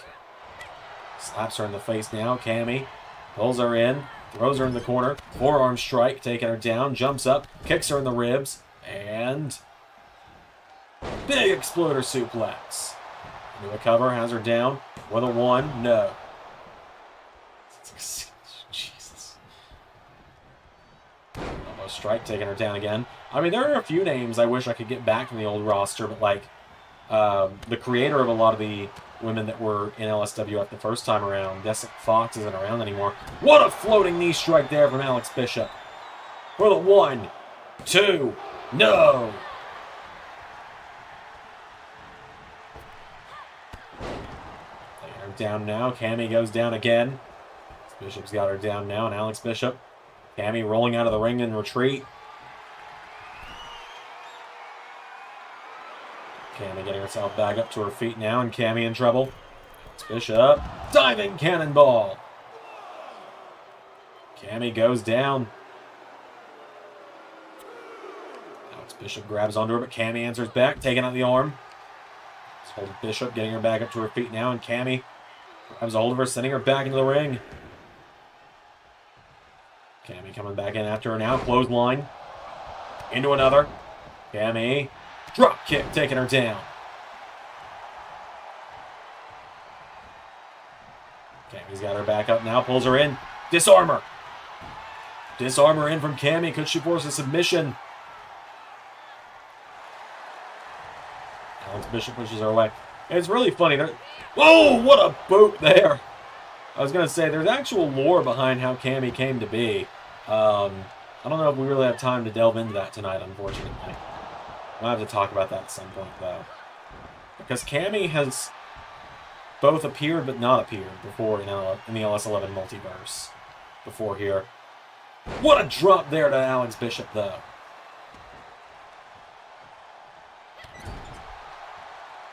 Now Cammy putting the boots to her.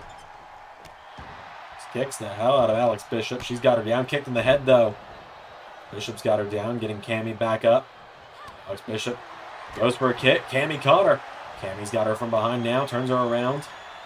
Throws her off the ropes. And drop kick attempt. Oh, and there's that Bishop boot again. Alex Bishop. Clothesline off the ropes. Cammy goes down. Bishop's got her down now, and Alex Bishop grabs Cammy, getting her back up to her feet. And knee in the face, knocks back the Exterminator of Tomorrow, swings her around, scoops her up. There's the floating knee. Cover. 1, 2, 3. Alex Bishop's moving to the second round. Cammy's still got a lot of learning to do, clearly. She's definitely not at the level her dad's at yet. Alex Bishop's a fan favorite, though, in LSWF, so I can't really complain there. Cammy put up a good fight, though, in the end. And right there, Alex Bishop just hit that incredible combination. So, in the second round, it's Alex Bishop versus Violet Hawkins. So, our second round is Alice Yuri versus Jaden, Violet Hawkins versus Alex Bishop, Skylar Evans versus Vishanti, Yuri Ventura versus Livia Scribner. And the winners of those matches will face off in the semifinals. Like I said, there's a lot more lore to Cammy. Like, you can kind of see her. You don't ever see Cammy, but we know who Cammy's mother is. I can say that much, I believe. Yeah, we know who Cammy's mother is in the LS11 multiverse. But that is a story for another day, because I need to go to bed. I need to go shower, and then I need to go to bed. Cammy put up a good fight. It was a fun stream tonight. I'm gonna set Roadblock to upload for tomorrow, and then I'm gonna go to bed and mentally prepare myself to record my first Dynamite in a year tomorrow. It has been almost a year since I've had to do Dynamite. But thanks for watching, everybody. I will see you guys. Well, I guess we're doing. We got the premiere of we got the premiere tomorrow. Roadblock, and then other than that, I don't intend on being back live until Friday. Well, maybe I'll do like a video. Are we gonna see a cameo on LS11? We might eventually. I might eventually show a history lesson of where Cammy came into existence. Like the video where her mother is introduced. But that's on the old channel, which I might be live on one day this week. We'll see. I don't know. I might just need a week off again. Until next time, everybody. I'll see you guys next time. Bye.